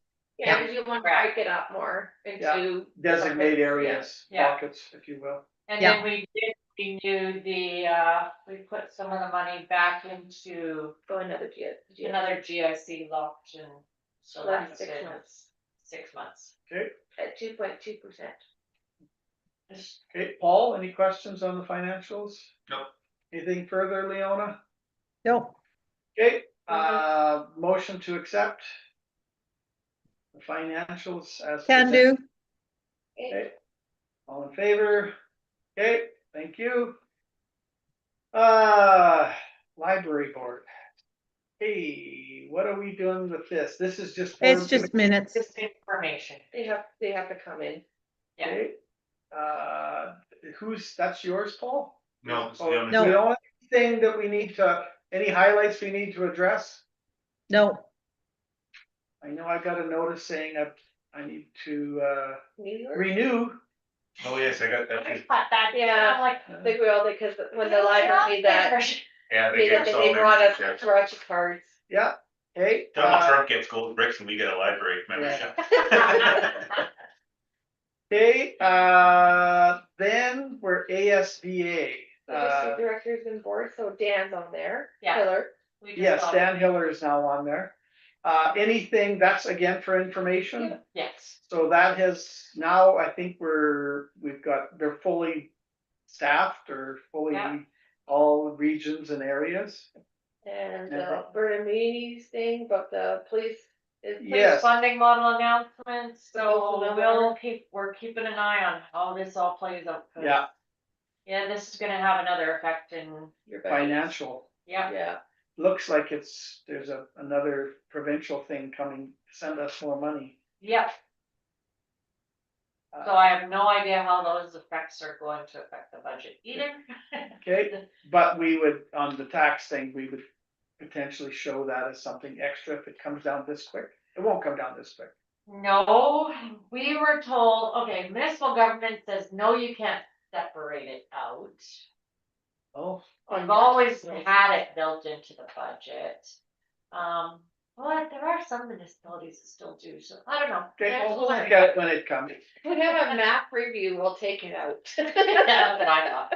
Anyway, we'll figure this all out. Okay. The other one is, WCB employer premium rates, they're just the update yeah, of those to let you know, they've gone up to, municipal dates. Yeah, for a bit. yeah, these are all kind of the calendar things that we get 12% or so. notified. Yeah. And your housing authority, this isn't the updated one, cause I didn't get it till Thursday, So so. Yeah. they've asked for more. They asked for more money. Oh, I was just gonna go and compare the two and see what the difference Sorry. is, but I won't do that. Dan has it in front of Dan him. has it right in front of him though, but yeah, So- it went from 80,016. And then all of a sudden we got an amended, updated, which took it to 81,157. So another $1,000. Yeah, basically. And I haven't even gone near to calculate what that rate's gonna look like. Well, So it is what It'll it take is. it to over a 5% increase. Yeah, Okay, Before anything else. yeah, Yeah, ouch. yep. Okay, that's gonna hurt. and then I thought this was key to put in from the Regional Water Shirley Commission about their technical criteria for tap-off connections. I thought this was good for everybody, it should be aware. What is it? I don't understand. So when you're going from the main line, which is managed by Shirley McClellan, Yeah, and you're going to a secondary line that's going to your property, either to a village or a town or to a farmyard or anything like that, there's a tap-off connection that is there. And so they've just updated what the technical requirements are for that tap-off. Is there anything that is Basically- important for us to be able to understand or speak to? or is that only new information? No, it's actually very Or important. new installations? Well, if you take it from off the main line and say, I'm a resident and I say, I wanna have water, I want to tap off the water line into my property. You now are taking responsibility to meet all the guidelines and regulations once it leaves the line. Right. So, but That'd for be like us that. currently, all we have is the truck fill station. So currently, this doesn't affect us in any way. It would only be if we as a village had a line coming from that truck fill station into our village that residents could connect to. And then So- we'd be responsible for it. Yes. Correct. Okay. And that's water testing and all regulations, and then you're gonna have the staffing trained for it. But that's not new, is it? I thought it was always that way. It Well- it has always been that way. However, the actual tap-off connection itself, they've had some issues with those connecting valves needing repair. And then there has been debate about who's responsible for what. So this is just more of a clarification and who's liable, who isn't, all that kind of fun stuff. Okay, I think it's just making it more understanding like any other municipality Yeah. would. okay, and last, That's it. that's it, So you can accept 11.1, So, well, 11.8 of, for information. yeah, Okay, and next meeting is, So this is a Tuesday, cause Family Day's the 16th, so our meeting's the 17th Yes. of of February. and I am back, yes, okay, You're just back, I'm yeah. just back, Yeah. so. February 17th. Okay, perfect. Alright. It'll be Zoom for me again. Okay. Kate, thank you, I don't think, I think we'll motion to dismiss or motion